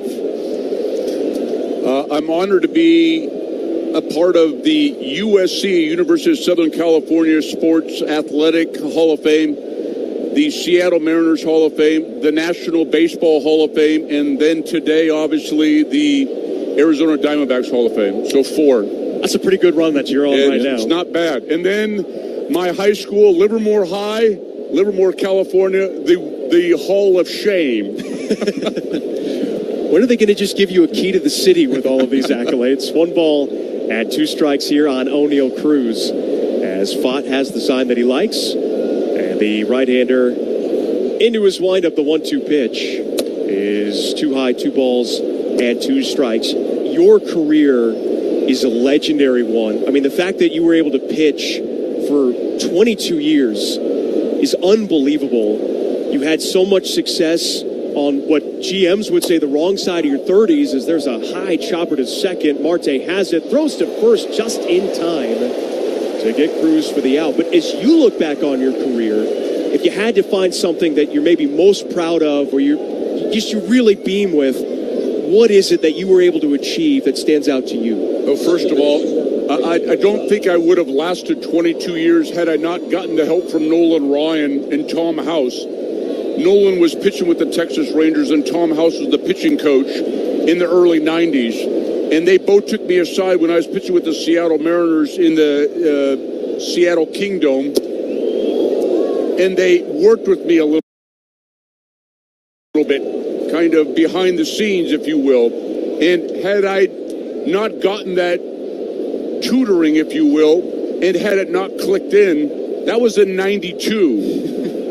I wouldn't have had the 22-year career that I had, because when things kicked in, I didn't care how old I was. I was like picking up momentum for years that I didn't have it. And when things kind of clicked in, it was, I was rolling. And, I was very fortunate, but it's not unheard of to play that long. Nolan pitched 46 until he was 46. Swinging a ground ball to third. Suarez collects, throws to first in time, and 2 outs. You had the chance to play for some really iconic franchises in your career. I mean, I know it got started as a 24-year-old in Montreal. You were traded, but when you think about your time in Arizona, what was it for you? How would you describe playing for the Diamondbacks and kind of finding success the moment that you stepped on the scene? Well, I'd already went. There's a swing and a high, deep drive out towards left. Gurriel racing over. He'll make the catch. The inning comes to an end. That's a tease right there. You'll give us the answer on the other side of the break. It is the Diamondbacks 4 and the Pirates 1 on the Morgan & Morgan D-Backs radio.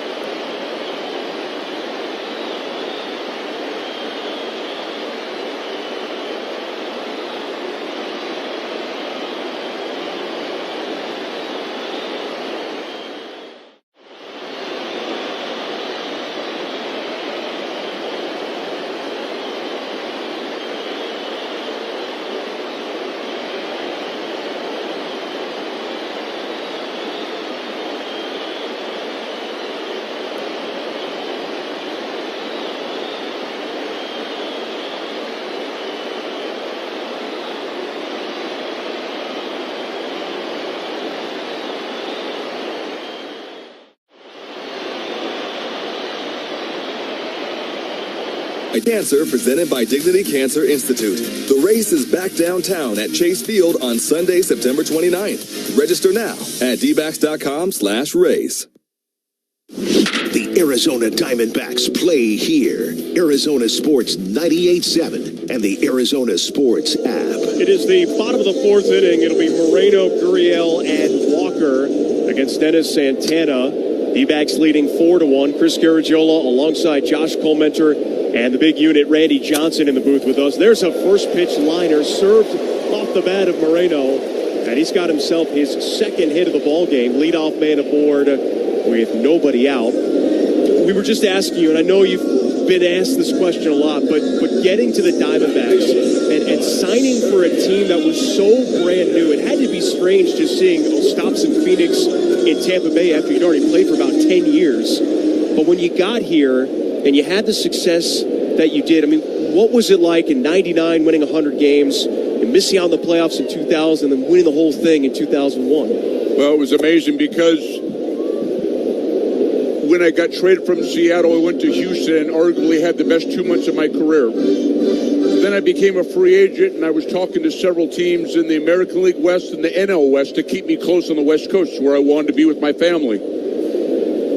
And then 0-1 pitch taken, runner goes for second, and he's in there with a head-first dive. That'll be stolen base number 3 on the year for Moreno.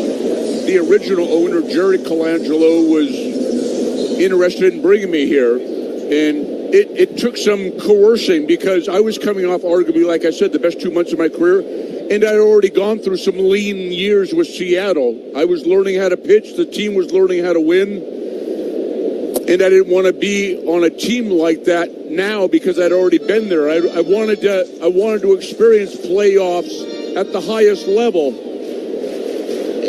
and for whatever reason, you know, I met with Jerry more than once, more than twice, probably more than 3 or 4 times, and eventually he convinced me that this would be the place for me and I would be a major piece of the puzzle. A 2-1 pitch to Moreno outside for ball 3. It's funny you say that about Houston because I don't think people realize it. You were a massive deadline trade. You made 11 starts. RJ, you went 10-1 in those 11 starts. Basically every time you took the mound, guaranteed win for the Astros. And so it makes perfect sense why your market was probably pretty inflated going into free agency. It was, and it took a lot of coercing to have me come to a team when I'm coming off those 2 months and they're coming off their first year. No disrespect, but I don't want to go through that again. I already went through those lean years in Seattle. I mean, no disrespect. That 98 team was awful. Yeah, but you got to start somewhere, and he was pivotal in getting me to come here, and he felt like I could be a big piece of the puzzle. And then if I came here, he would be able to get other players to come here. And then obviously after the 99 and the 2000 season I had, they felt like, okay, maybe we're ready to compete at the highest level. So then I think it was in 2000, the trading deadline, they went out and got Schilling. Well, you're only going to do that if you're competitive.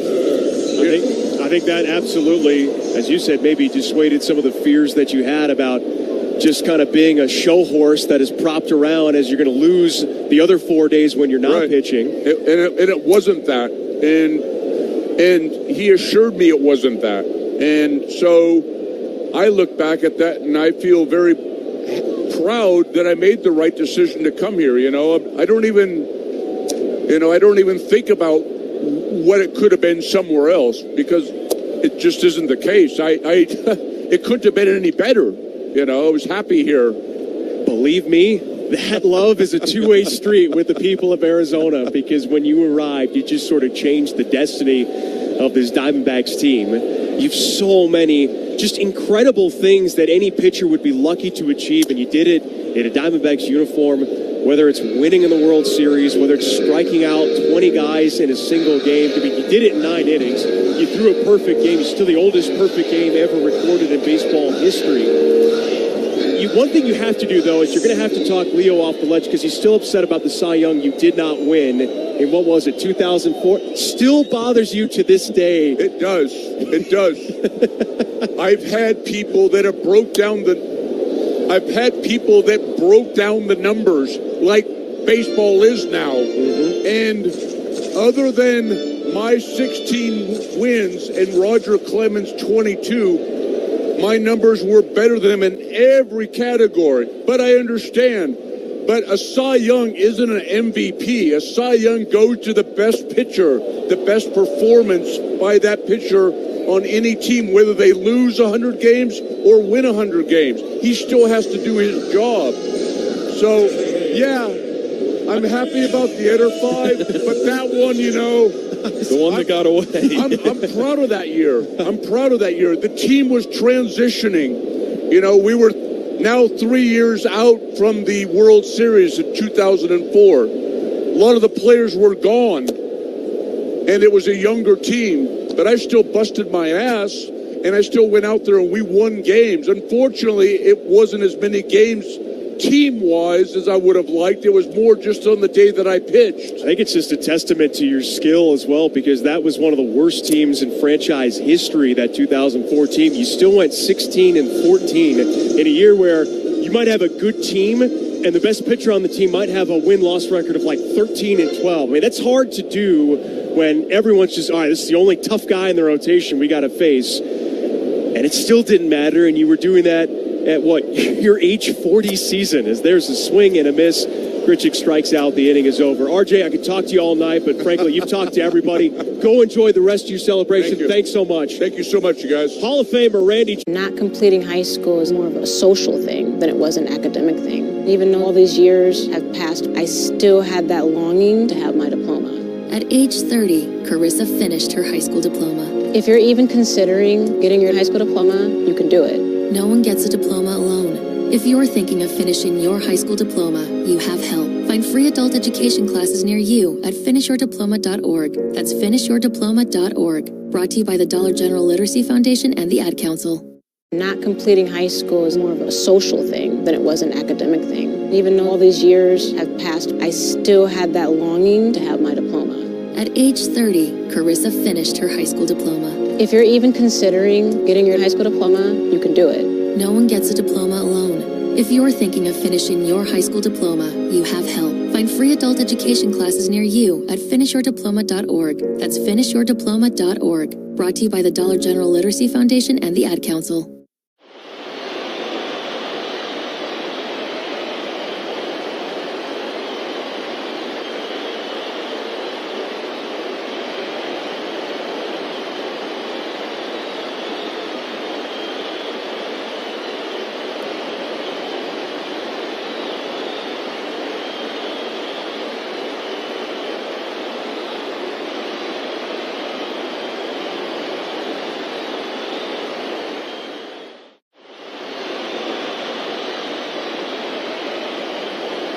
Dr. Jay Schwartz, the team eye doctor for your Arizona Diamondbacks, has 3 Valley locations, one in Mesa, one in Scottsdale, and one in Glendale for all of your eye care needs. Call 480-483-EYES or go online at teamidoc.com.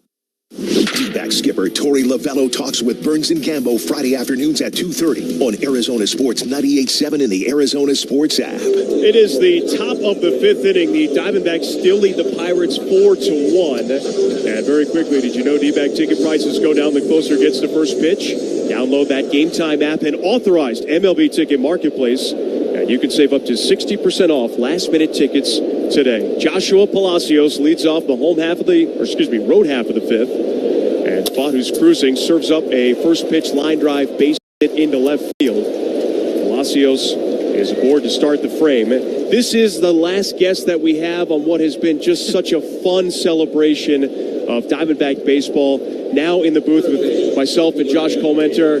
It's the Pops, the first general manager of the Diamondbacks, Joe Garagiola Jr. Dad, thank you. This is the first time we've actually ever been on the air together, so this is true. We can document this. And a lot of the celebration today was made possible by making some pretty gutsy decisions. Obviously, making a trade for Luis Gonzalez, you were just looking for a way to try and improve the 98 club where, look, it was a huge achievement just to get a team in the desert, but after that first season, it became pretty clear to you that you were going to have to upgrade the roster and you're going to have to do it pretty quickly. Well, yeah, the original plan was that we would build the organization slowly through the farm system, and kind of rely on the fans' excitement about having Major League Baseball to carry us through. Well, that lasted about 1 year, literally, at which point it was pretty obvious that we need to do something else. So Jerry said, look, we're not abandoning that plan. We're still going to build the farm system, but we got to win in the meantime. So that's really what precipitated everything that followed. The 1-1 pitch is low and outside to Brian Hayes. 2 balls and a strike. Runner at first, nobody out. And the top of the 5th inning as Pfaadt comes set. And from the stretch, the right-hander, he kicks and throws. And that is low and outside. Now 3-1 the count. It's a stunning turnaround as well because you only won 65 games in 98. And then the next year, it is still the only 100-win season in the franchise's history. We won't talk about the Mets and Todd Pratt. That's fine. I know how you feel about it. Yes, thank you. It's a 3-1. Swinging a weak grounder to first. Oh, it's under the glove of Walker. And nobody at first. Ketel kind of threw the ball expecting someone to be there. Fortunately, Moreno, the catcher, backing up the play. But it's an infield single, and now there are 2 on and nobody out. And the batter is going to be the Pirates catcher, Joey Bart. When you thought, if you could just go back to the offseason going into 99, and you trade Kareem Garcia over to the Tigers, you get Gonzo. As you pointed out, you got some good money back as well. What kind of impact were you hoping to get, and how radically wrong were you with what the player Gonzo turned out to be? Well, I had looked at Gonzo's numbers pretty closely the year before in Detroit, and he did 23 home runs. And I knew 2 things. One, the dimensions in right field at Tiger Stadium were very similar to here. And 2, we were considerably higher above sea level than Detroit. You say, well, what does that mean, Mr. Science? And the answer is the ball carries further at greater altitude. So I thought, okay, 23 home runs might be 25 or 30. Well, the next year was 26, and then it was 30, and then it was 57. So there you go. All right, here is Bard now, 2 on and nobody out. Here's the first pitch from Pfaadt, and Bard swings and fouls it. The count 0-1. And not only that, it was 440 to center at that old Tiger Stadium, so much easier to hit. But he had mentioned a swing change, and you guys probably knew about that, and I'm sure scouted the swing change and hoped that would translate here as well. Well, I don't know if Gonzo talked about it, but his early spring training in 99, it was rough. I mean, it was not pretty, and there was more than one time when we said, well, he's going to be all right, and it's going to work out. He's going to be fine. As he was rolling another ball over to second base, but hey. One of those, everyone comes together. He's going to be fine, and then every individual goes back at home, puts his head laying down, going, God, I hope he's okay. Yeah, it was more like, he's going to be fine, right? Still 0-2 here on Joey Bart. Dbacks with a 4-1 lead. And Pfaadt, a look at second. Now he throws. Swinging another foul ball. Still no balls and 2 strikes. He then went on to become not just the anchor in your lineup, but a real leader in that clubhouse. And you have always said, look, the best teams are the ones that can sort of police themselves. And you would meet with Bob Brenly after every single game just to make sure that, everything was all right. You'd be on the same page. But you had said frequently, you never had to worry about the group of guys in that dugout. There's a check swing foul because they all took care of their own stuff, so to speak. And Gonzo was usually the one making sure everything was where it needed to be. Well, the great thing about that team, one of the great things about that team was, as you say, we had so many guys who were veterans who knew what was what. And so Gonzo didn't have to be something that he wasn't.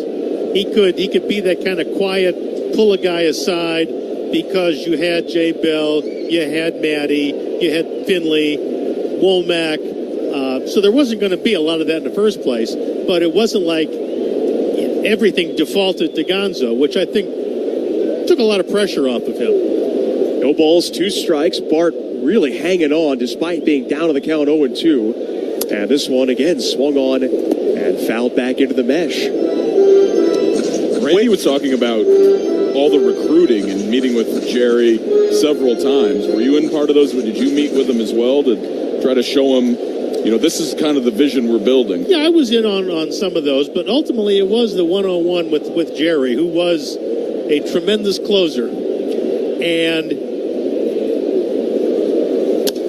0-2 swung on and fouled again. It was, as Randy has talked about, it was something of a leap of faith on his part. Now, we had signed Jay Bell. We had traded for Matty. We had already shocked the baseball world by giving Travis Lee that multi-million-dollar contract. So Jerry had some things to talk about. But his approach to Randy essentially was, if you come over here, that's going to send the message out to everybody that these guys are serious. And it was so funny at Randy's press conference, I'll never forget, he was probably asked 5 different times, well, did you sign here because you live here? And finally, after about the 5th one, he said, don't you think for the money I was going to get, I could have bought a house anywhere? 1 ball, 2 strikes. And this one swung on, hit well to left field. Gurriel went in. It's over his head, off his glove, and to the wall.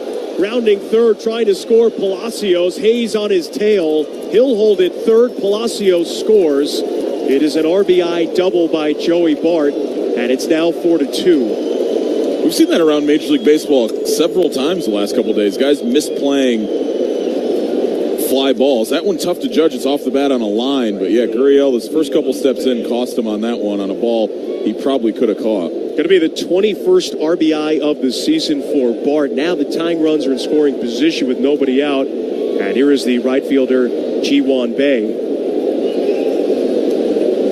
It's still one of the most legendary feats by any pitcher ever to sign a 4-year deal and to win the Cy Young in all 4 seasons. The pitch is inside for ball 1. And look, I mean, even back then, right, as good as traditional the counting numbers were, you would get voter fatigue where, all right, we've already given this guy 2 Cy Young, maybe we should give it to somebody else. But Randy was just so dominant that there was no choice to be had other than him for those 4 years.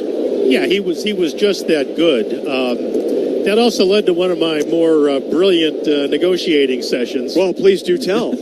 So we're kind of wrapping up Randy's contract, and his agent says, okay, so if he wins the Cy Young, he gets a bonus of X, okay? And I said, sure. And then he said, and if he wins 2 of them, he gets like X plus something for the second one. I said, okay. 1-1, swinging a high fly right center. Going back on to McCarthy. He is underneath it and will make the catch, but both runners are going to tag. Scoring is Hayes. To third goes Bart, and the sac fly now makes it 4-3. So now I'm kind of getting into the flow of this negotiation here, right? And I said, so he wins 3 of them. What are we thinking? He said, well, I guess it's got to be 3X. And I said, all right. And I said, and let me save you the trouble. If he wins 4, it's 4X, right? And he said, sure. Okay. Michael A. Taylor now, the center fielder at the plate. Infield is in. And the pitch is a little bit off the outside corner for ball 1. Middle infielder's playing a little bit back. Bart not exactly one who's got a need for speed here. That ball's going to have to likely get through to the outfield if he's going to try and come home here. Dbacks lead it 4-3. 1 out at the top of the 5th. And the pitch from Pfaadt swung on and fouled back. Those 2 guys really help expedite the process of the rest of the baseball world taking this franchise seriously. And I know there were some great teams in '99, of course in 2001. You could argue the 2002 team was even better than the 01 team until the injuries towards the end of the season kind of derailed their playoff chances. As the 1-1 is hit up the middle, that is going to be backhanded by Marte. Only play is to first, but the throw is off the mark. Oh, Walker might tag Taylor, and let's see if he's out. He is out. He took a step towards second because it's the natural reaction when a ball gets away from a fielder, and the moment he commits towards second, he becomes a live runner, and he is out. And that's as fine a line as you can walk, because it really was just a jab step towards second, but I think first place umpire saw intent, and that's what he's going to go with. We'll take another look here. Not only your former GM, you're a rules expert. I mean, that's a couple steps with intent. He turned left. he turned left, and I'm sure the argument is, well, he was trying to get out of the way of the ball and the first baseman, but if he keeps running straight down the line, he's okay. But he's got both feet in fair territory, and just a heads-up play by Walker to have that presence to immediately tag him. Well, Taylor, frustrated, goes back to the dugout, smashing his helmet onto the ground 4 or 5 times, but he is credited with an RBI single, and he did tie the game at 4 with 2 outs in the top of the 5th. Here's the top of the order now, and Andrew McCutchen. This inning snapped a streak. After that home run, he retired 11 in a row, was cruising, and then all of a sudden this inning pops up kind of out of nowhere. Now the pitch is off the plate, and the count is even at 1-1. You can't even say third time through the order is really what did him in, because this is now the beginning of the third time through the order for Pfaadt. 1-1, and there's an ugly swing and a miss. Hanging sweeper, usually those don't reach the catcher's glove, but the count at a ball and 2 strikes. Pfaadt just trying to limit the damage here and keep this score tied. Now the 1-2. Thought about it, did McCutchen, but it's off the plate. 2 balls and 2 strikes the count. We had Greg Schulte in here a couple innings ago, and we kind of posed the question to him of which player he thinks might be next or should be next, as the 2-2 is taken for strike 3. And well, we'll pick up this conversation when we come back for the bottom of the 5th inning. The Pirates, though, they do score 3. We're tied. Not completing high school is more of a social thing than it was an academic thing. Even though all these years have passed, I still had that longing to have my diploma. At age 30, Carissa finished her high school diploma. If you're even considering getting your high school diploma, you can do it. No one gets a diploma alone. If you're thinking of finishing your high school diploma, you have help. Find free adult education classes near you at finishyourdiploma.org. That's finishyourdiploma.org. Brought to you by the Dollar General Literacy Foundation and the Ad Council. Not completing high school is more of a social thing than it was an academic thing. Even though all these years have passed, I still had that longing to have my diploma. At age 30, Carissa finished her high school diploma. If you're even considering getting your high school diploma, you can do it. No one gets a diploma alone. If you're thinking of finishing your high school diploma, you have help. Find free adult education classes near you at finishyourdiploma.org. That's finishyourdiploma.org. Brought to you by the Dollar General Literacy Foundation and the Ad Council.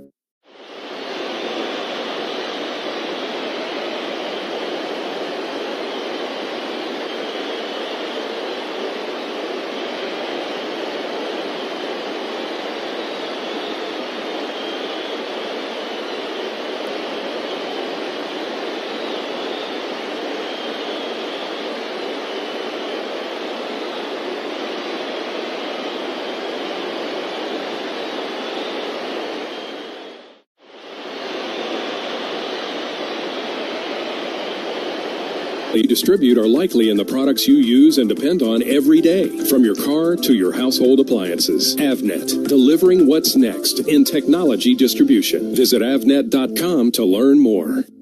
The Arizona Diamondbacks play here. Arizona Sports 98.7 and the Arizona Sports app. Jake McCarthy will lead off the bottom of the 5th inning. Diamondbacks and Pirates are tied at 4.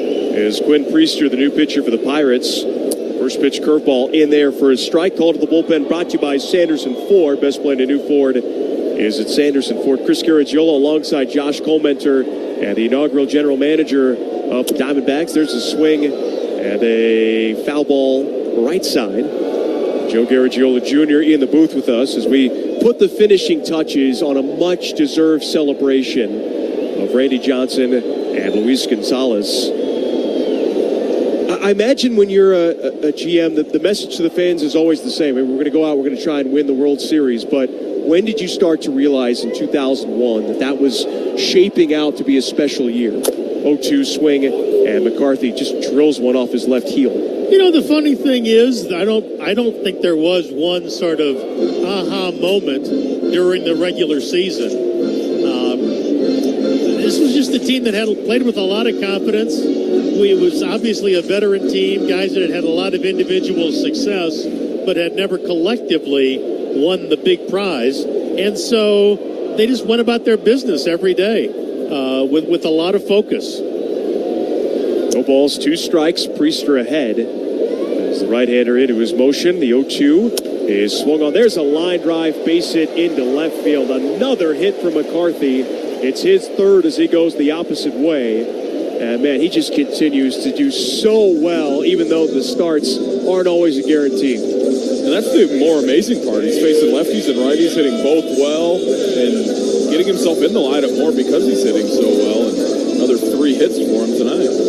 Kind of reminds me of a combo of the defensive ability of Steve Finley, but the speed of David DeLucci and McCarthy. Here's the third baseman, Suarez. And the pitch to him is going to hit him. Up and in. Fortunately, I think it got him on that guard that protects the tricep. And the Diamondbacks are going to have 2 on with nobody out and Corbin Carroll coming up. Let's take another look on our replay monitor. And, oh, yeah, right on the Evo shield. He wears one of the bigger ones you're going to find, too. That covers most of the upper arm. And for Priester, one of those sinkers that once it starts running away from you, you can't control it, and it runs right into Suarez. You were in attendance, if I'm not mistaken, for Randy Johnson's perfect game in Atlanta, and you had said that was sort of a game-time decision, so to speak. You weren't even planning on going on that trip, and then at the last minute, you said, you know what, I'll go to Atlanta, and, I mean, it's always history when you see a perfect game, but it's still the oldest pitcher to ever record a perfect game, and it just seemed like that was the last thing missing on the shelf of Randy Johnson's sparkling career. Yeah, and the funny thing is, 1-0 to Carroll, low and in. It was the most routine game you could possibly imagine. There was one difficult play. It occurred in maybe the second inning. Mike Hampton, pitching for the Braves, hit a little top ball and just busted it out of the box, and it was a banger at first base. And that was it. Everything else was routine fly balls, ground balls, strikeouts, 3 up, 3 down, and then that was it. 3 balls, no strikes, the count on Carroll. He has already homered and walked here tonight. And the pitch from Quinn Priester is inside, ball 4. He walked him. So you give up the single to McCarthy after getting ahead 0-2. Then Priester hits Suarez. He walks Carroll on 4 pitches, and now the bases are loaded for Geraldo Perdomo. And the pitching coach for the Pirates is going to come out and try and calm him down out on the mound. Yeah, that should get action in their pen, too. A close game now, you tie it up. The last thing you want to put bases loaded, nobody out. Nobody out. I thought the pitching coach got up to grab the phone, but maybe not. Bold strategy, Cobb. Let's see how it pans out for him here in this 5th inning. I'm glad you got that one in. Chris had mentioned you even messaged him about getting money in addition to the Luis Gonzalez trade. Right. Really fleeced the Tigers there. Is there, in your general manager career, one that got away, a guy you thought you were going to sign or maybe make a trade for that at the last minute fell apart, and a guy you thought was going to come in? Yeah, there were a few like that. We had a couple of free agents, who I won't name, who kind of walk backwards on deals. But hey, it's part of the business. It's the way it goes. If I'm not mistaken, there was a theoretical trade that was starting to grow some legs that could have seen, as the 0-1 to Perdomo, low and in, Larry Walker potentially come to Arizona. Yeah, that one got pretty far down the road, and then it got derailed by third parties. Again, this is not TMZ. I'm not, going to lay all this out here, but yeah, that would have been an interesting deal. That would have certainly sent a shockwave through the baseball world. But you know what? I'm sure every general manager has a story about the coulda, wouldas, and shouldas, whether it's at the winter meetings or right before the deadline. Of course, back then, the deadline was at midnight. What was it, Eastern or Pacific? As Perdomo on the 2-1 pulls it foul. Eastern. But that, I mean, goodness, how much or how little sleep were you getting back then where guys were trying to make phone calls and you were having to reach out to guys' beepers and pagers to try and get something to the fax machine in 99. Well, actually, 2-2 pitch. It's outside, ball 3. Full count, bases loaded, nobody out, game tied at 4. lobby successfully to get the time changed because I said it wasn't fair to have it be midnight on the East Coast, which was 9 o'clock for us. And now if we make a deal, we got to pull a guy out of the middle of the game. High fly ball, not so deep right field. Bay is underneath it. McCarthy's going to tag from third and score. The throw is headed towards third, and it was a good one, but it was cut off by Nick Gonzales. It's an RBI sac fly by Perdomo. 5-4 Diamondbacks, and runners on the corners for Ketel Marte. Perdomo continues to deliver. I mean, it doesn't matter the count or the situation. He just seems to be the right guy in the right spot. And just does his job there, moves the runner up, and scores a run. I know you can never really turn off the GM's brain off, even though you're out of the position, but he's a player, Perdomo, you've liked for a while now, just the intangibles he brings to the table. It's just been so much fun to watch him grow, not just physically, but developmentally into such a complete player. That's why you build academies in the Dominican, because you get guys like that, and it makes the whole effort worthwhile. No balls and a strike here on Ketel Marte. First and third, only one out. Carroll big lead at first. And Priester throws. That one is going to be outside. 1 ball and 1 strike the count. Besides the base hit to win the World Series, when you think about Gonzo, what is the most impressive thing you remember about him? As the 1-1 pitch here to Marte is low and away, 2 balls, 1 strike. What I remember so clearly is right after we made the trade, maybe the same day, Roger Riley called me and said, hey, I've been working the phones, calling my contacts, and I get the same report from everybody, which is 2-1 swung on, lifted in the air to right. Bay charging in, makes the catch. He's got a good arm, comes up firing to the plate. The throw not in time. Suarez sliding in safely. An RBI sac fly for Marte as well. And the Diamondbacks now up by 2. It's 6-4. Good D-backs baseball. They're so good at situational hitting. And again, they give up the lead in the first, come right back and get it. They give up the lead again in the fourth, tie game, come right back and get 2. That'll bring up Gabriel Moreno. So Roger said to me, and the report from all these guys was the same. You guys just got a really good player and a phenomenal human being. Probably the best person I've ever met in baseball, and he got that from more than one guy. And you guys know, guys that run clubhouses, they know, all right? Oh, they know everything. If you want to make a trade and want to really know about a guy, you ask the clubhouse guys. Because you can't fool them. They see guys in all situations, and they see guys get tested in the way which I always say is the real tester, and that is, how do they treat people who can't help them? And they all said Gonzo he's off the charts. Well, I think history has proved that out.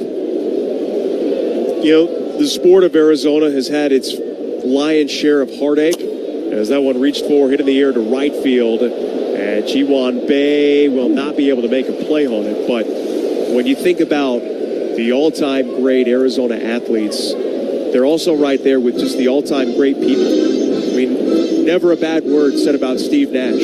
Larry Fitzgerald, a predominant figure in the valley here in Arizona, who was known for his loyalty and his work ethic and his success on the field. And Luis Gonzalez, I mean, there might not be anybody in the Diamondbacks organization where there's more asked of him, especially of his time. And he will always make time for people. He's always so generous as Moreno rips one to center, but making the catch is Michael A. Taylor, and the inning comes to an end. Also generous with his time is Joe Garagiola Jr. Dad. Not completing high school is more of a social thing than it was an academic thing. Even though all these years have passed, I still had that longing to have my diploma.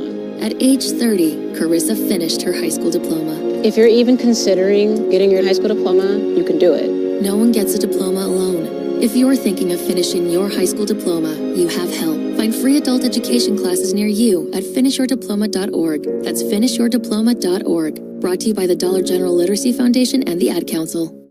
Not completing high school is more of a social thing than it was an academic thing. Even though all these years have passed, I still had that longing to have my diploma.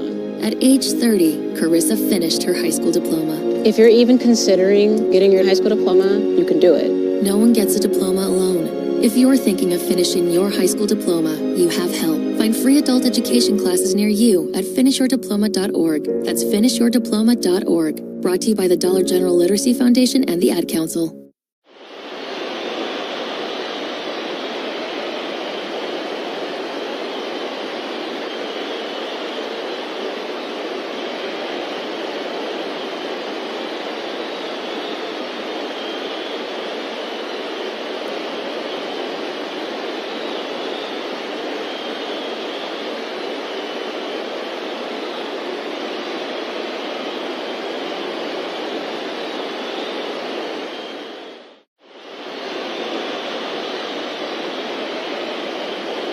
Nearest store. Own the dream with Daniel's Jewelers.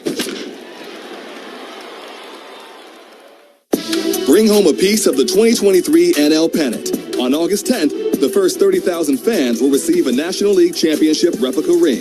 Secure your tickets now at Dbacks.com. Dbacks Front Office Focus, Wednesday mornings at 11:45 on Arizona Sports 98.7 and the Arizona Sports app. It is the top of the sixth inning. The Diamondbacks, after surrendering 3 runs at the top of the fifth, responded with 2 runs of in the bottom of the same inning. So now it's 6-4. And Coley, I want to go back to something that you talked about at the very beginning of this broadcast. One thing about Brandon Pfaadt, it is the consistent length that he's able to give in his outings. And here he is, 65 pitches, and he's in the 6th inning, working to O'Neill Cruz, and the first one is a sweeper in there for a strike. Largely in part to the 2nd, 3rd, and 4th innings. And he went 11 up, 11 down after that home run to the aforementioned Cruz back in the 1st. Now the 0-1 is outside. Grab your favorite Pepsi products this summer at Fry's Food Stores and score points with the Dbacks Rewards program. Points can be used for amazing merchandise, game tickets, and more. Visit Fry'sFood.com/Dbacks for details. Here's the 1-1 pitch, and Cruz takes another breaking ball for a strike. The count is 1-2. That might just be the book on Cruz here. You throw him so many off-speed pitches until he's able to finally connect with one. Because he ripped the first fastball that he got back in that 1st inning and hit it 472 feet. Now the 1-2, there's a breaking ball. That's hit pretty well to center. Going back, McCarthy, and makes a leaping effort off his glove, off the center field wall. Cruz rounding second. He's digging for third. The throw by Perdomo's not in time. And good thing Pfaadt was backing up the play. Throw eluded Suarez, and now O'Neill Cruz is 2 for 3 with a homer and a triple. You mentioned the off-speed. He went back to it again, but this time over the plate. And this just shows you the kind of power he has, because that was almost like a half-punch swing, and he hit it off the wall, off McCarthy's glove, deep in center field. And you talked about how tall he is at 6'7". It felt like it took him about 4 steps to get from 2nd to 3rd. These two teams now just exchanging body shots one after the other. The infield is going to be back here against Nick Gonzales as Cruz takes his lead at third base. Nobody out in the 6th.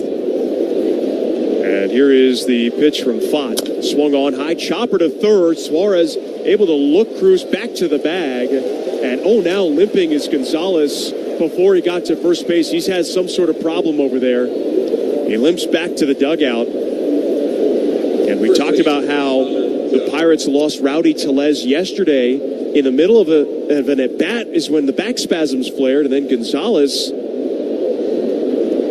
he's grabbing his almost groin or his hip flexor as he was running down the line, and I got to imagine he's coming out of this game. So we'll keep an eye out on that for the bottom of the 6th.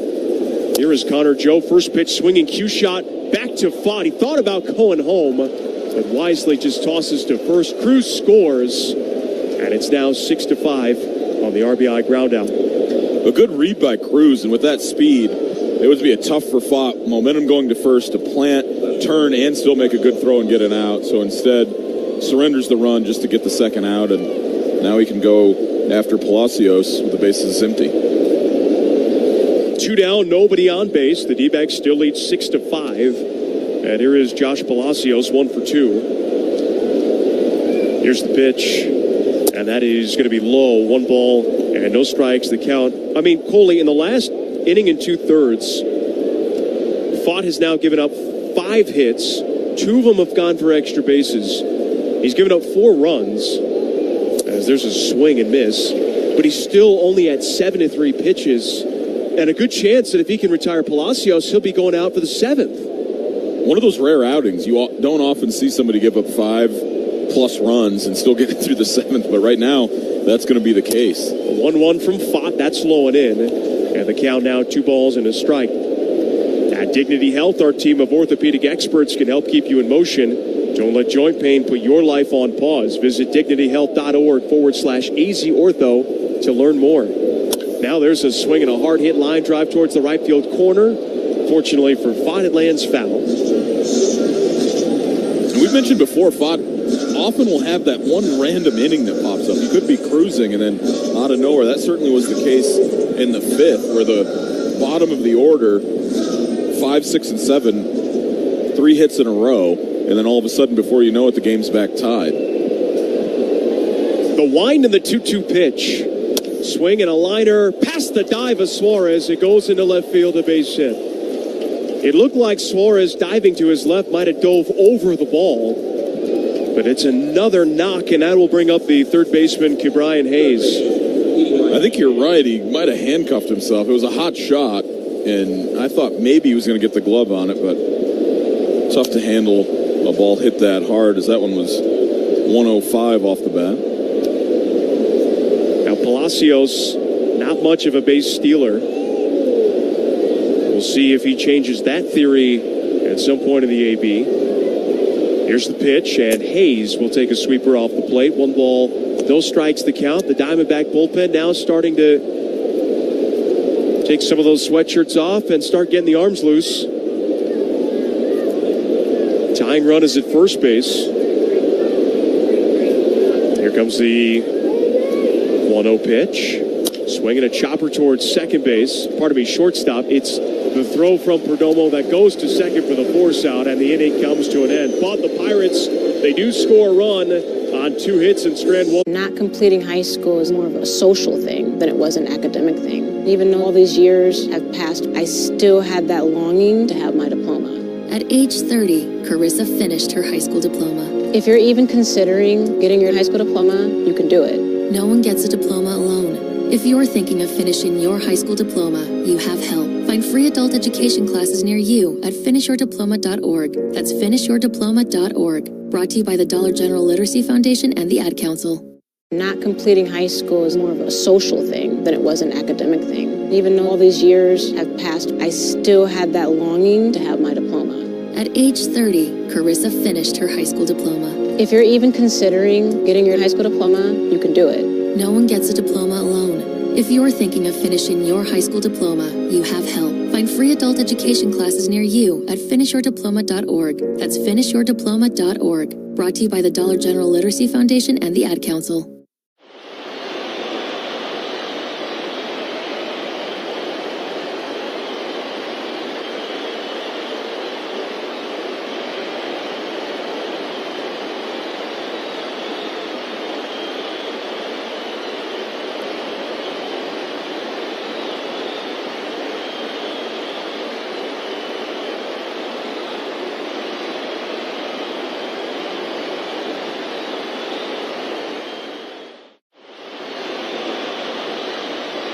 And third-party insurers, not available in all states. The D-backs take on Bryce Harper and the Philadelphia Phillies for a 4-game weekend series starting August 8th. Secure your tickets now at Dbacks.com.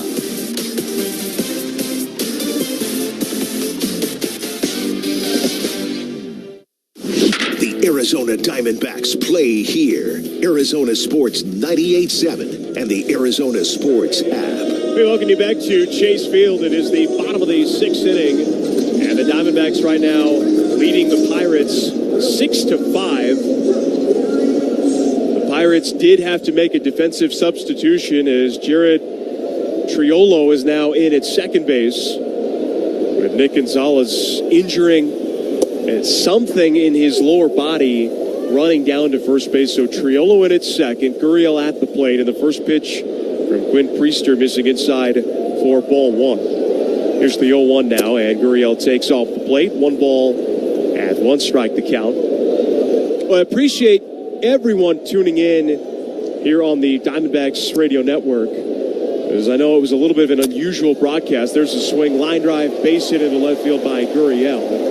It is the 10th hit of the game for the Diamondbacks, as these two teams have combined for 17 hits and 11 runs just beyond the halfway point. But a unique broadcast on a unique day. We had a lot of guests. It should be pretty traditional from here on out. But, I mean, it's not every day you get to talk to two legends, Luis Gonzalez and Randy Johnson. And then to follow that up with Greg Schulte right after that.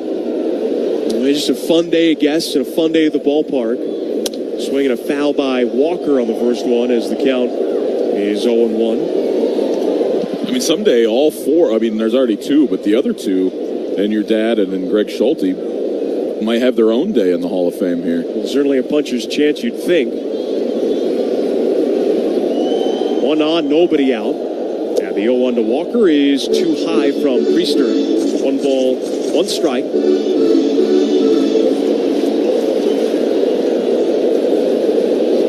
Fans sticking around for this one. The lower bowl still just jam-packed full of fans. And now the 1-1 is a check swing by Walker. He is not someone who puts that bottom hand over the knob, so as he puts his hands forward, he has a tendency sometimes to hit the ball with the literal knob of the bat. And he was muttering he just couldn't believe that kind of piece of the bat didn't hit him. 1-2 now. Walker so far today is 1 for 2 with a single and a walk. Now a swing, and he got jammed with a 94-mile-an-hour fastball. But he fouled out a play to stay alive. On top of everything that was going on here at Chase Field prior to the game today, there was a lot of other things going on in the baseball world in general.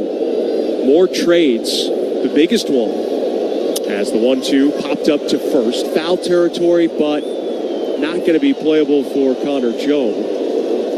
Has to be the Miami Marlins trading Jazz Chisholm to the New York Yankees. A match you would think goes as well as peanut butter and mustard. The Yankees, a very traditional, almost nondescript attitude about how they go about their baseball, and Jazz, such a young, phenomenally talented, but flashy outfielder. Here comes the 1-2 pitch. Oh, that one did hit Walker. It got him up and in, and it knocked part of the helmet off as Walker now looks back towards Priester. And he is none too happy. Of course, no intent as that sinker just got away, but it hit his wrist and then hit the bill of the helmet and sort of knocked it off his head.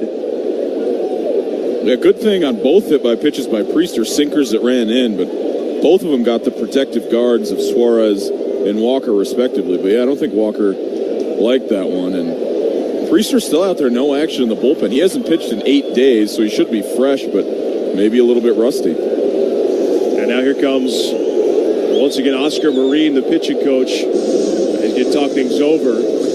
I mean, that was the problem with the start yesterday, where not so much of a bad outing, but the fact that you just did not get very much length from, Luis Ortiz. They just used so many high leverage relievers after that point as the Pirates were trying to defend what was a 3-0 lead and then a 1-run lead. Priester, not the way you want to start. Single hit by pitch in both of his innings so far. Somehow he was just able to manage 2 runs out of that bases loaded situation as there's 2 sac flies. But again, the D-backs just putting together at-bats, giving themselves a chance, and then when they get in RBI situations, taking advantage. Even if they're just sac flies, they're getting the job done. Well, with the right-handed pitcher now in the game, Torey Lovullo going to pinch hit Randall Grichuk with Jock Peterson. 6th inning, 2 on, nobody out. A look at second by Priester. Here's the pitch. And there's a line drive. Base hit down the right field line. Fair ball. Gurriel rounding third. He's going to score. Walker is going to be waved around third. Here's the throw from Cruz to the plate. It's not in time, and Peterson finds himself at third, having knocked in 2. Didn't take long, just one pitch. And again, guys try to pitch Jock in, and he goes down, gets that pitch, and rifles it down the line over and over and over again, and exactly what happens here. And also a good job on his part, reading the throw. He sees Cruz throwing the ball home. He goes ahead and takes third. Now he's in scoring position, and an easy chance for McCarthy to pick up another RBI. All of this happening with nobody out in the inning. A one-run lead is back up to 3. It's 8-5 Diamondbacks. And the Pirates have to bring their infield in now with nobody out. McCarthy already on a 3-hit night. And the pitch from Priester is in the dirt. It moves a little to the left of Bart, but not far enough for Peterson to try and score. 1 ball, no strikes. That will be a double for Peterson, with him advancing to third on the throw by Cruz. And he brings home 2. 1 ball, no strikes. Priester ready. Here's the pitch. Breaking ball and a good one. That's a called strike on the inner third. 1-1 the count.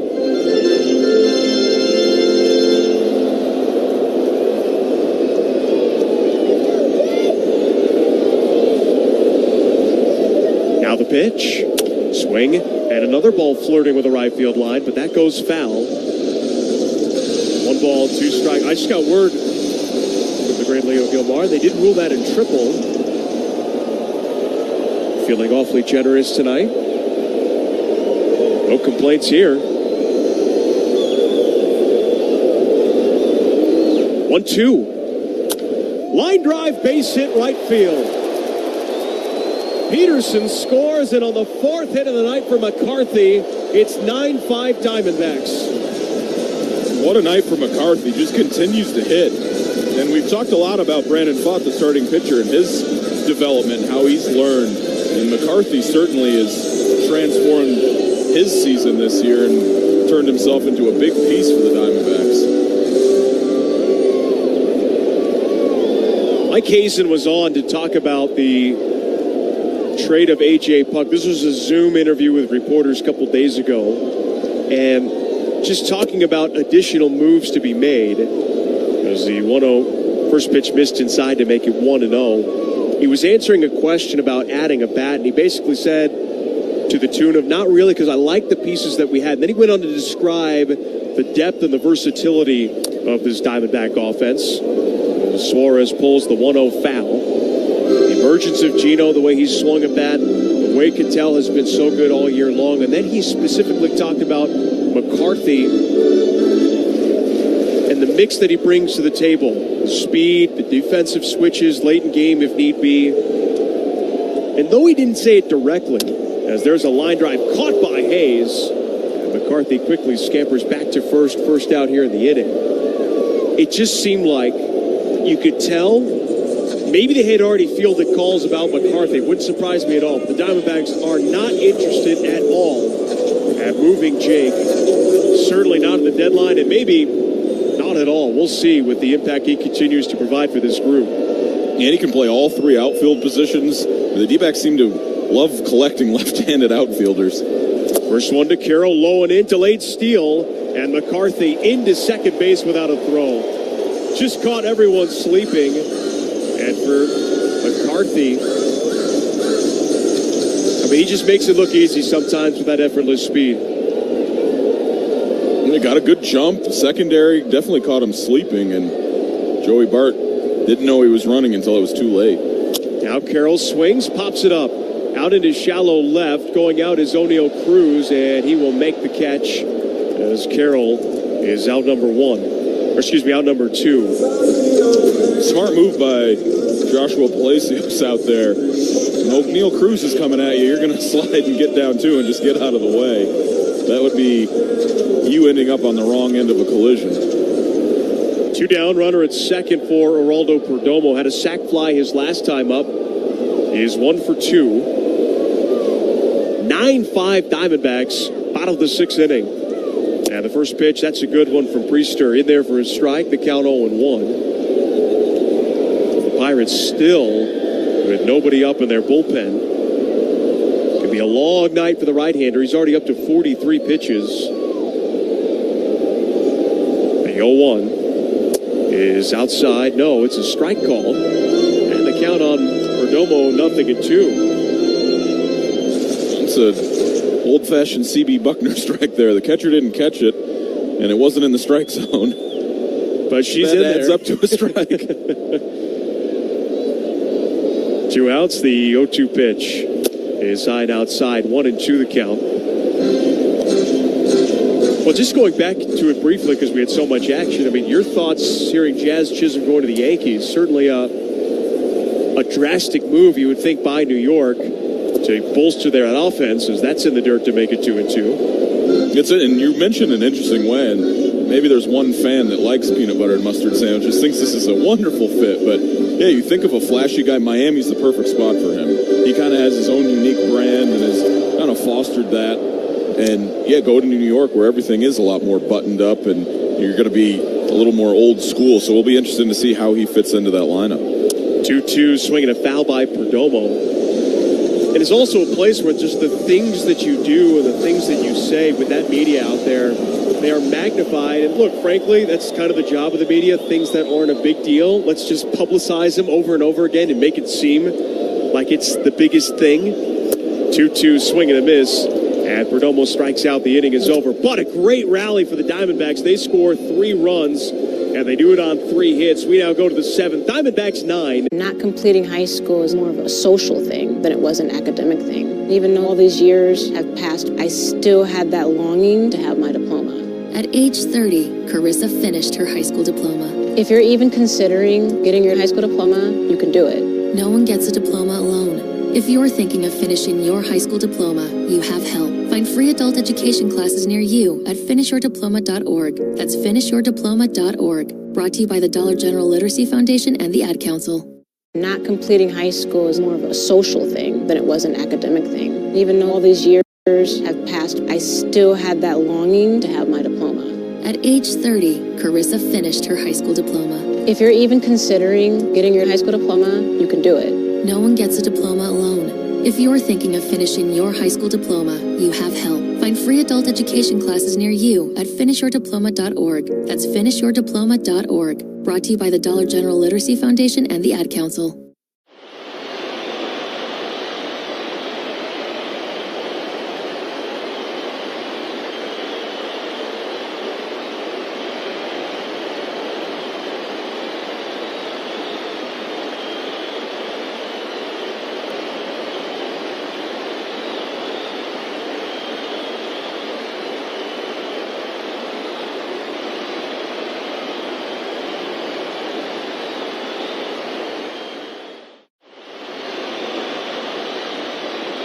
See how with our savings calculator at T-Mobile.com/switch. Plus, switch and keep your phone. We'll pay it off up to $800.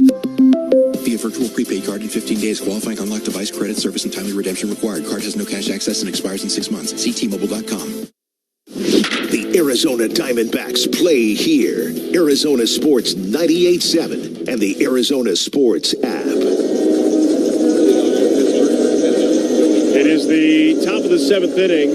And now on a pitch for the Diamondbacks, the right-hander Justin Martinez. Called to the bullpen, brought to you by Sanderson Ford. Best play in a new Ford is at Sanderson Ford. Martinez going to take on Joey Bart here. And the first pitch to the Pirate catcher, down low, ball 1.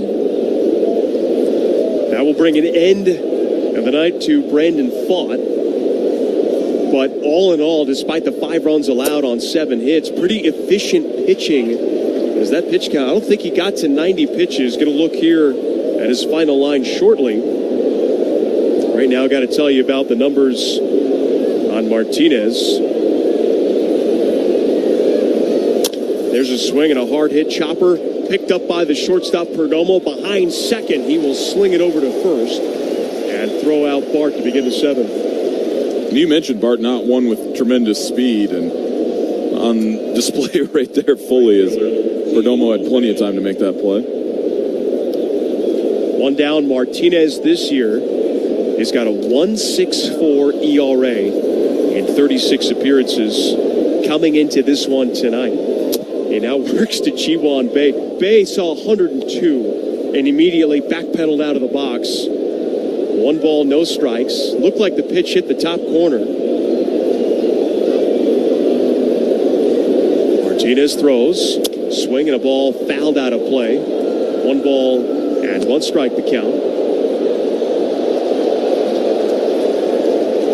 So the final line, pardon me, on Pfaadt. 6 innings, 7 runs allowed. 5 runs allowed on 7 hits. Reading is hard. As that pitch outside, check swing did not go. 2 balls, 1 strike. On the night, though, Pfaadt threw 78 pitches. So forget breaking 90. He didn't even break 80. Here's 2-1. And Ji-Hwan Bae takes a triple-digit sinker high. 3 balls and 1 strike the count. And without getting Puck up previously and then getting Martinez to go before they score the 3 runs there, we could have easily seen Pfaadt go out for the 7th inning. Swinging a foul tip. Fastball up and in. It's now 3 balls and 2 strikes. A.J. Puck is getting loose, and it looks like he will be making his Diamondback debut at some point tonight. Martinez ready. The 3-2. Strike 3 called, and he just blew him away. 102, and have a seat. And that's that sinker, too, so it's moving. As Bae jumps out of the way as that catches the inside part of the plate. And what a pitch by Martinez. Good luck to you with that one. And another emphatic punch out from C.B. Buckner. 2 down, nobody on for Michael A. Taylor. 9-hitter in the lineup. And he will take a first pitch slider for a strike. The count 0-1. Taylor had an RBI single his last time up, but the throw to first got away from Walker as the 0-1 pitch, swing and a miss. He took 2 steps towards first and then tried to shut it down, realizing the ball carried him right back to Walker. But Christian wisely just put a tag on him, and he was ruled out. And now time going to be called by the Pirates center fielder. And we had your dad here to walk us through it and said, yep. Textbook, made intent, and what's kind of lost in that play is Walker dove and knocked that ball down and kept it next to him.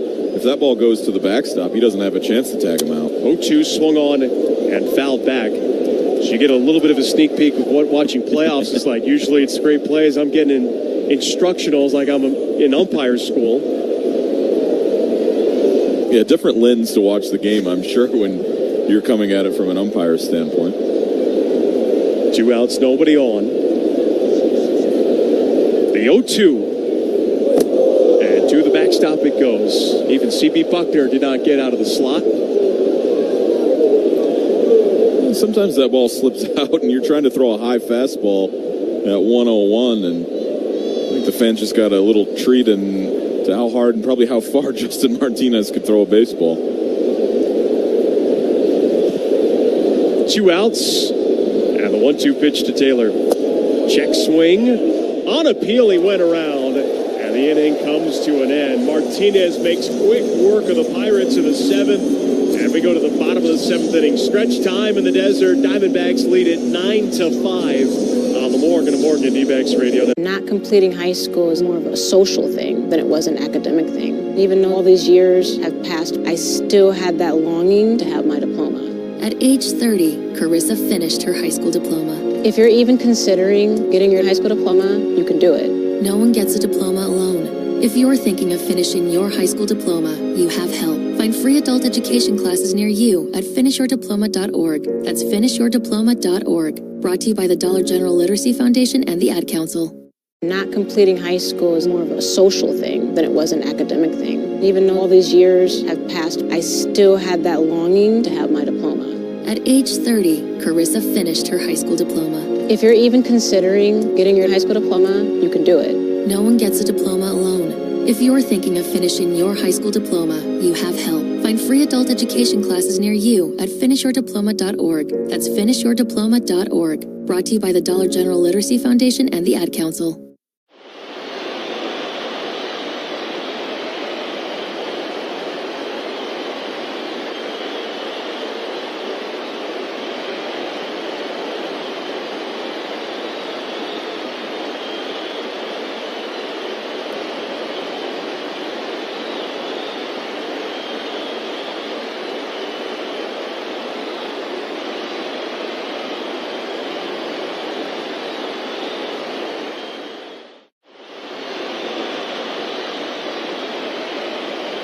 And access to exclusive events. 2025 Advantage memberships are on sale now. For more info, visit dbacks.com/memberships. D-backs skipper Torey Lovello talks with Burns and Gambo Friday afternoons at 2:30 on Arizona Sports 98.7 and the Arizona Sports app. This copyrighted broadcast is presented by the authority of the Arizona Diamondbacks. It may not be reproduced or retransmitted in any form, and the accounts and descriptions of this game may not be disseminated without the express written consent of the Arizona Diamondbacks. Bottom of the seventh, Ketel Marte leads it off. First one fouled out of play. And now the 0-1 swung on, and it's fouled off the plate. No balls, 2 strikes. It'll be the top of the order for the Diamondbacks. Marte, Moreno, and Gurriel. Bottom of the seventh means the seventh inning stretch brought to you by Arizona Complete Health, transforming the health of the community one person at a time. 0-2, there's a wave and a miss, and Ketel is down on strikes. For the first time, Priester retires the first batter of an inning, and just seems like he's going to be out there to kind of give this bullpen a reset going into Sunday's game tomorrow.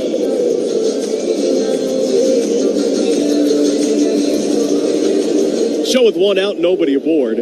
Here's the D-back catcher, Moreno. Got himself a couple of hits tonight. And he will take one down the middle from Priester. 0-1. It certainly looks like A.J. Puck is going to pitch the top of the 8th inning.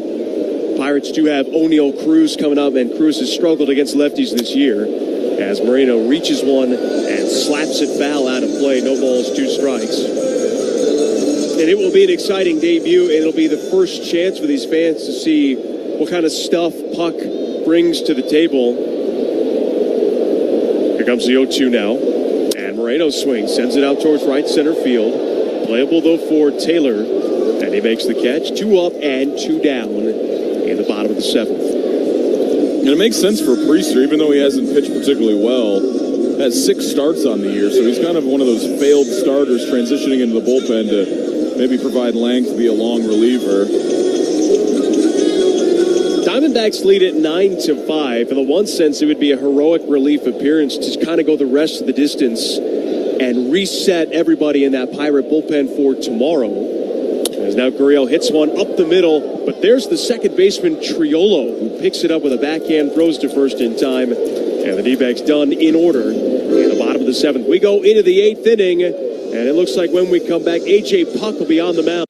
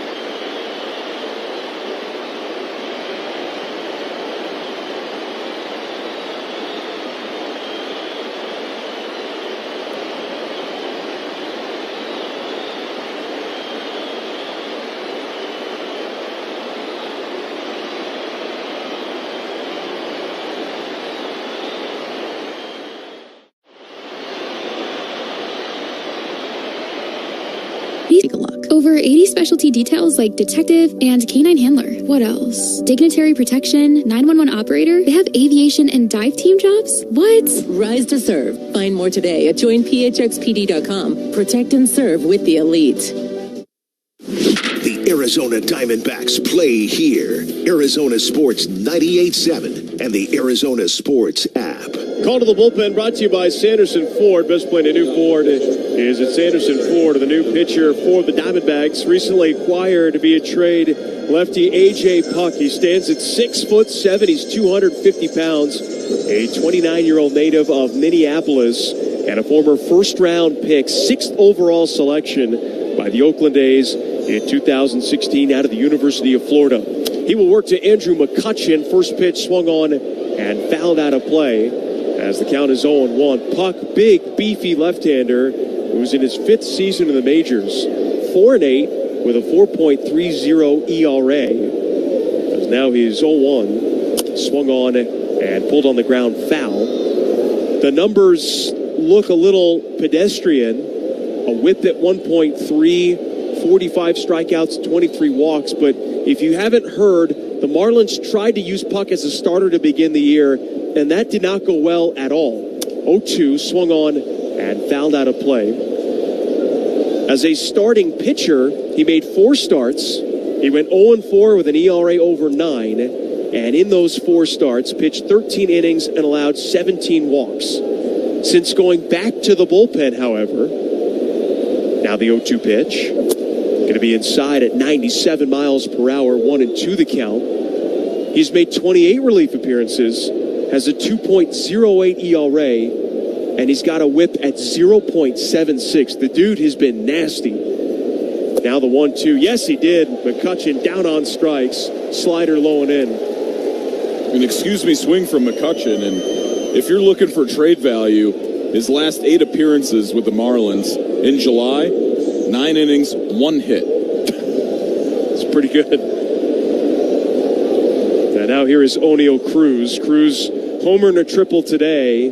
Left-on-left matchup, you would think on paper it favors the Dbacks. And the pitch from Puk is a check swing, ball in the dirt. 1 ball, no strikes.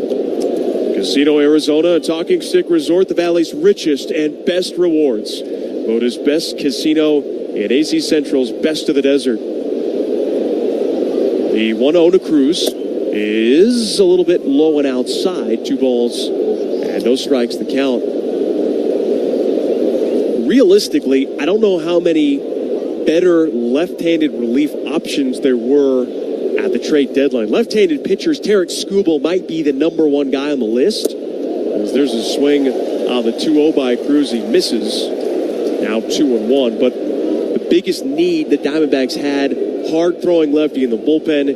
Arguably, the Diamondbacks got the best one available. I think so, and you kind of mentioned if you had a wish list, Puk was on there. You thought it was a great fit. The Marlins with a couple kind of hard-throwing lefties out of the bullpen, and I think Puk's going to be a really big addition. 3 balls, 1 strike, the count. Yeah, reporters didn't ask Mike Hazen in that Zoom whether or not they had reached out about Tanner Scott, as there's a high chopper on the 3-1 to first. Walker has it in the glove, and he'll take it to the bag himself as Cruz is retired. So 2 6'7" guys going head-to-head in Puk and Cruz, and it's Puk who records the out. That's a tough at-bat for a lefty. I mean, we just had the big unit on here at 6'10", 6'11", and that arm angle. I just think a few inches shorter, and Puk kind of slings a fastball in a similar manner. Here is Jared Triolo, first at bat of the night for him, filling in for the injured Nick Gonzales, and he will look at a first pitch strike. 9-5 Diamondbacks, 2 outs in the top of the 8th inning, as the D-backs look to make it back-to-back wins against the Pirates and 4 wins in a row. The 0-1 is inside. D-backs are 5-2 since beginning the second half. They're trying to make it 6-2, just 4 outs away from achieving that with a 4-run lead.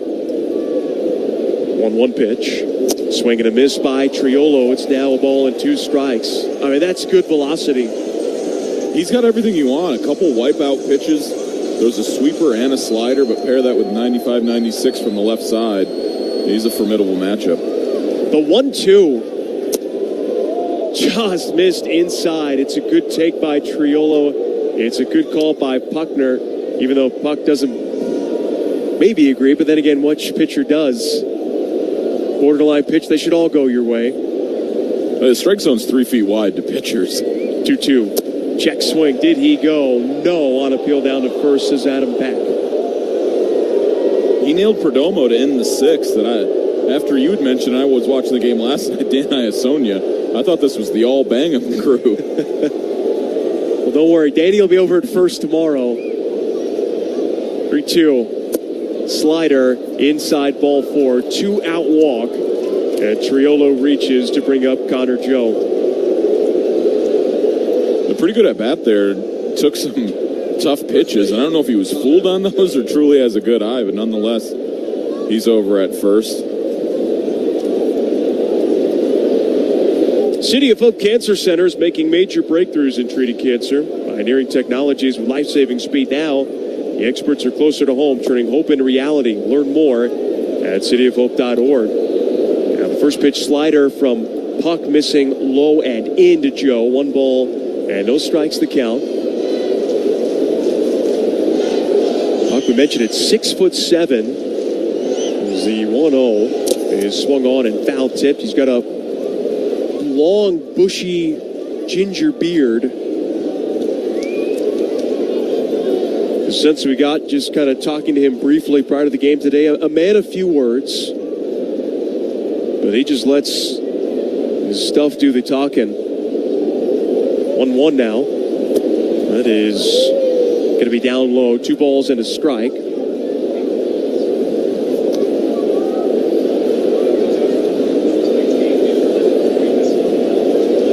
Got official word that Gonzales did wind up leaving with left groin discomfort. Certainly looked like that region when he was running down the line. 2-1, swung on by Joe. It's fouled out of play, and it's now a couple of balls and a couple of strikes. You hope it's never anything serious, but anytime guys running down the base paths and just feel something tighten up, whether it's the groin or the hamstring, they'd usually shut it down right away to hopefully avoid any further injury. 2-2 swing, fly ball, shallow right. It is the second baseman, Marte, hustling out. He'll make the catch. And that does it for the Pirates in the top of the 8th inning. No runs, no hits, just a walk. Not completing high school is more of a social thing than it was an academic thing. Even though all these years have passed, I still had that longing to have my diploma. At age 30, Carissa finished her high school diploma. If you're even considering getting your high school diploma, you can do it. No one gets a diploma alone. If you're thinking of finishing your high school diploma, you have help. Find free adult education classes near you at finishyourdiploma.org. That's finishyourdiploma.org. Brought to you by the Dollar General Literacy Foundation and the Ad Council. Not completing high school is more of a social thing than it was an academic thing. Even though all these years have passed, I still had that longing to have my diploma. At age 30, Carissa finished her high school diploma. If you're even considering getting your high school diploma, you can do it. No one gets a diploma alone. If you're thinking of finishing your high school diploma, you have help. Find free adult education classes near you at finishyourdiploma.org. That's finishyourdiploma.org. Brought to you by the Dollar General Literacy Foundation and the Ad Council.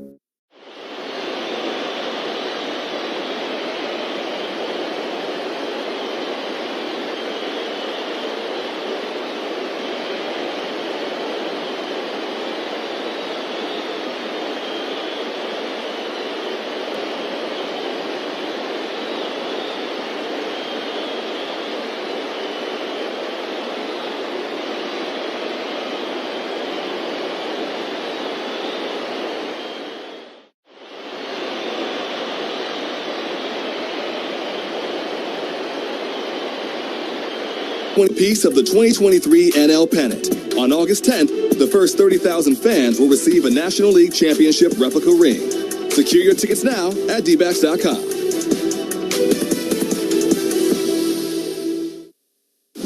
The Arizona Diamondbacks play here. Arizona Sports 98.7 and the Arizona Sports app.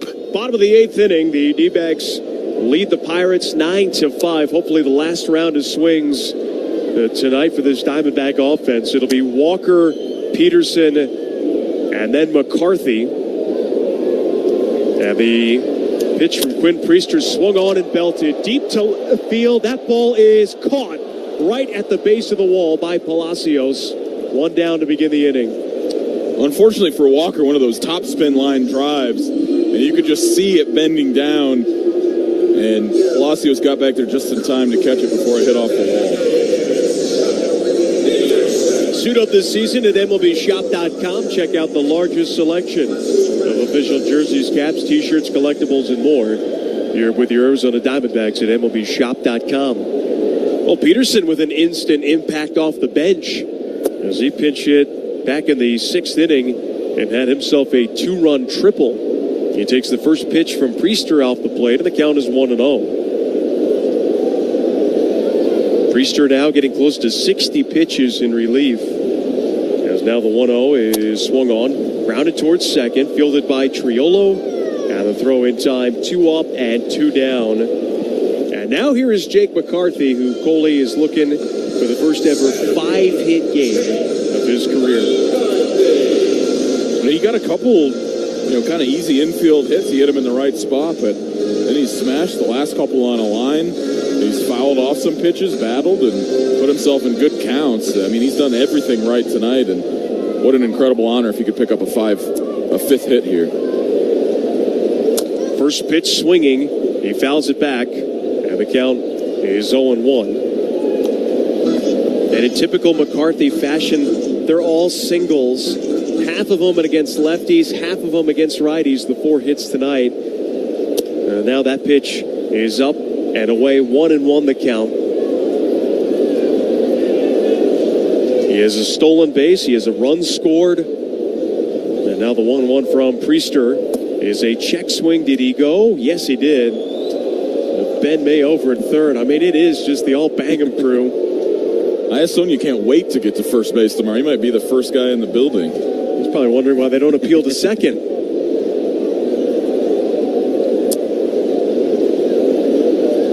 The 1-2 pitch. Swinging a fly ball, shallow center field. Racing in is Taylor. That one is down for a base hit. 5th of the night for McCarthy. His first ever 5-hit performance.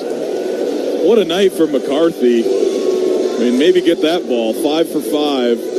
And what's maybe more incredible, all singles. 5 singles on the night.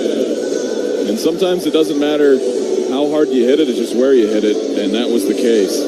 They still have the ball right now. As O'Neal Cruz got it from Taylor, gave it right back to the pitcher. So the 5-hit ball is in Priester's right hand. And the pitch to Suarez is swung on and queued up the first baseline. Now that goes foul. And now the ball kid for the Pirates has it in their dugout. I was hoping, too, because it was a cue shot, that it didn't get a cut in it. Could you imagine that 5th hit ball? What's that mark? This is the mighty swing of Suarez. I was more afraid he was going to launch one out of here. And it's, oh, no, we got to get that ball back. 0-1 the count, though, on Suarez. He does not have a base hit tonight, as this pitch is swung on and fouled back out of play. No balls, 2 strikes. 9-5 Diamondbacks, 2 outs, bottom of the 8th inning. You got Bryce Jarvis. He is warming up for the 9th inning. And now, Priester ready.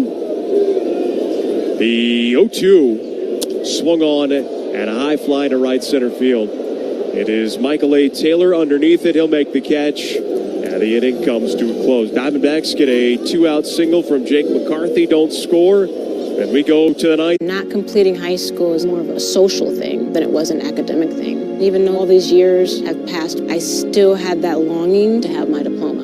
At age 30, Carissa finished her high school diploma. If you're even considering getting your high school diploma, you can do it. No one gets a diploma alone.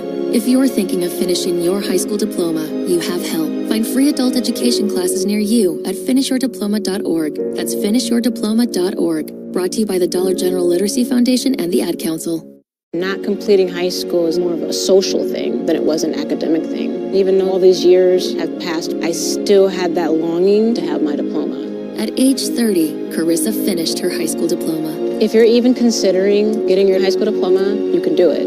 No one gets a diploma alone. If you're thinking of finishing your high school diploma, you have help. Find free adult education classes near you at finishyourdiploma.org. That's finishyourdiploma.org. Brought to you by the Dollar General Literacy Foundation and the Ad Council.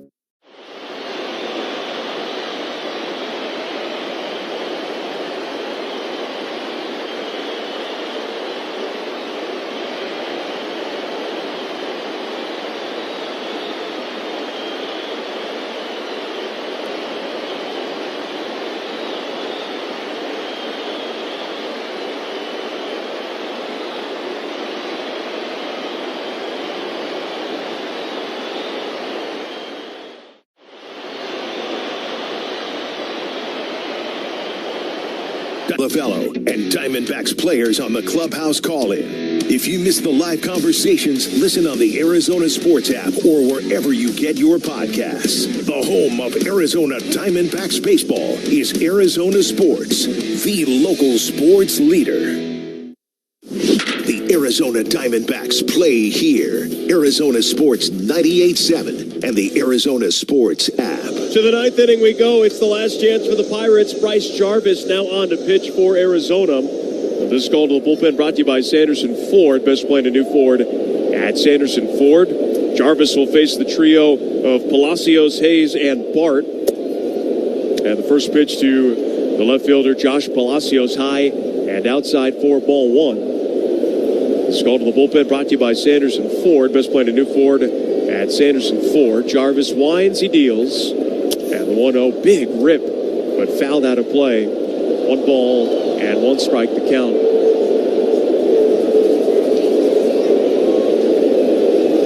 Paul Sewald is now getting loose in the Diamondback bullpen.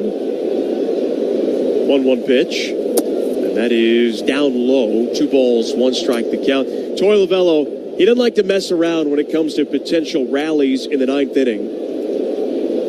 Not at all. If he has a chance to use almost anybody to get an out or to secure a win, he knows how precious each one of these wins are. Swinging a ground ball right side. It is Ketel sliding, has it back to his feet. He throws firmly to first in time. And a nice defensive play to get the ninth inning underway. Always good to get the first guy of an inning, and particularly in the ninth. Last thing you want is any momentum getting on the Pirates' side. And Marte, these big league infielders.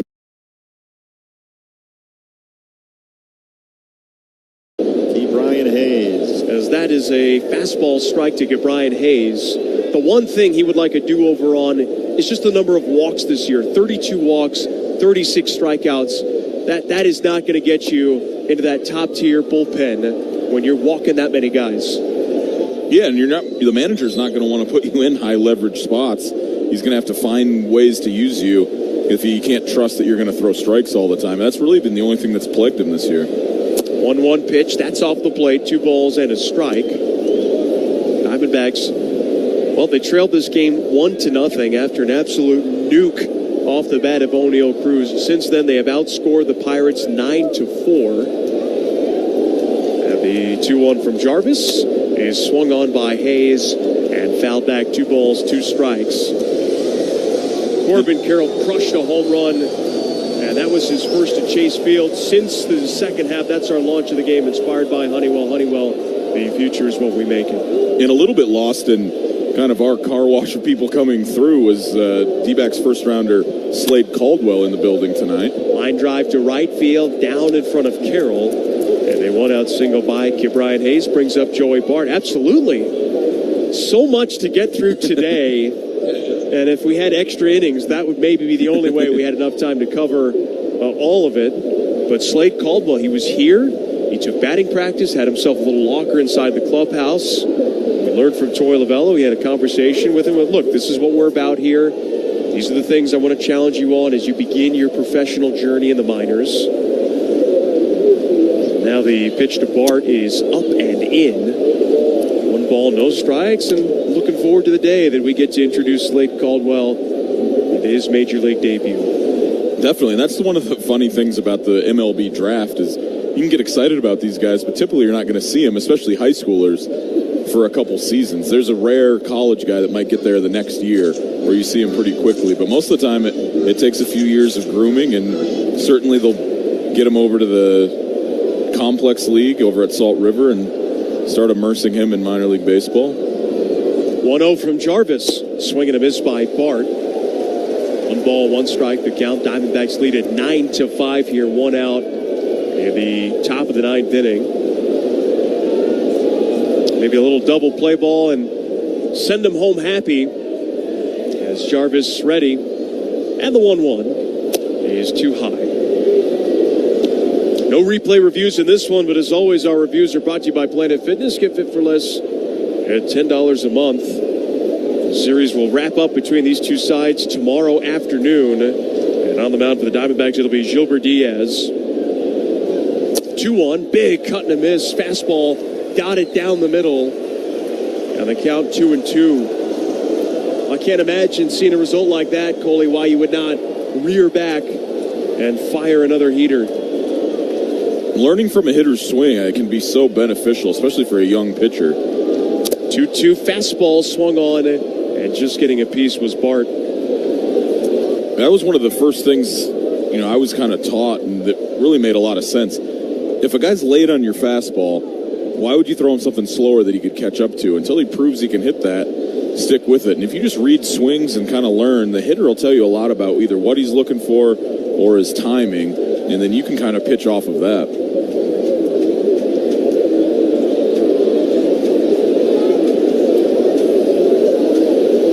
Six seconds to throw as Jarvis comes set. And his 2-2 swung on, lifted high in the air, left center field. Going back on it, both McCarthy and Gurriel. It's Gurriel who makes the call and on the warning track makes the catch.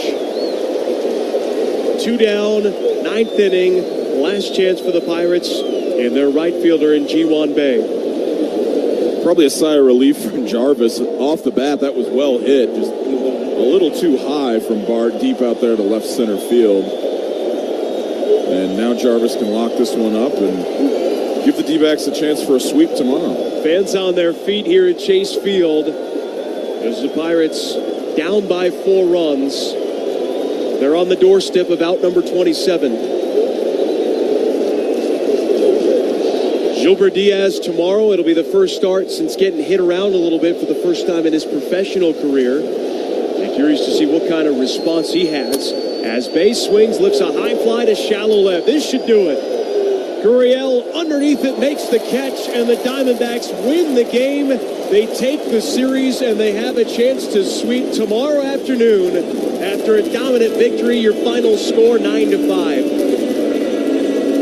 It had a little bit of everything, Coley. It had an homage to the past with the induction of RJ and Gonzo. We saw the power from Ketel and from Corbin. And we saw this Diamondback team turn around a 1-0 deficit, and they dominated the Pirates on a Saturday night. They sure did. Some of the long ball, but I thought a key inning for the Diamondbacks was there in the 5th. They scored 2 runs on just 1 hit, and that was a leadoff single. And that was situational baseball. They got a walk and a hit by...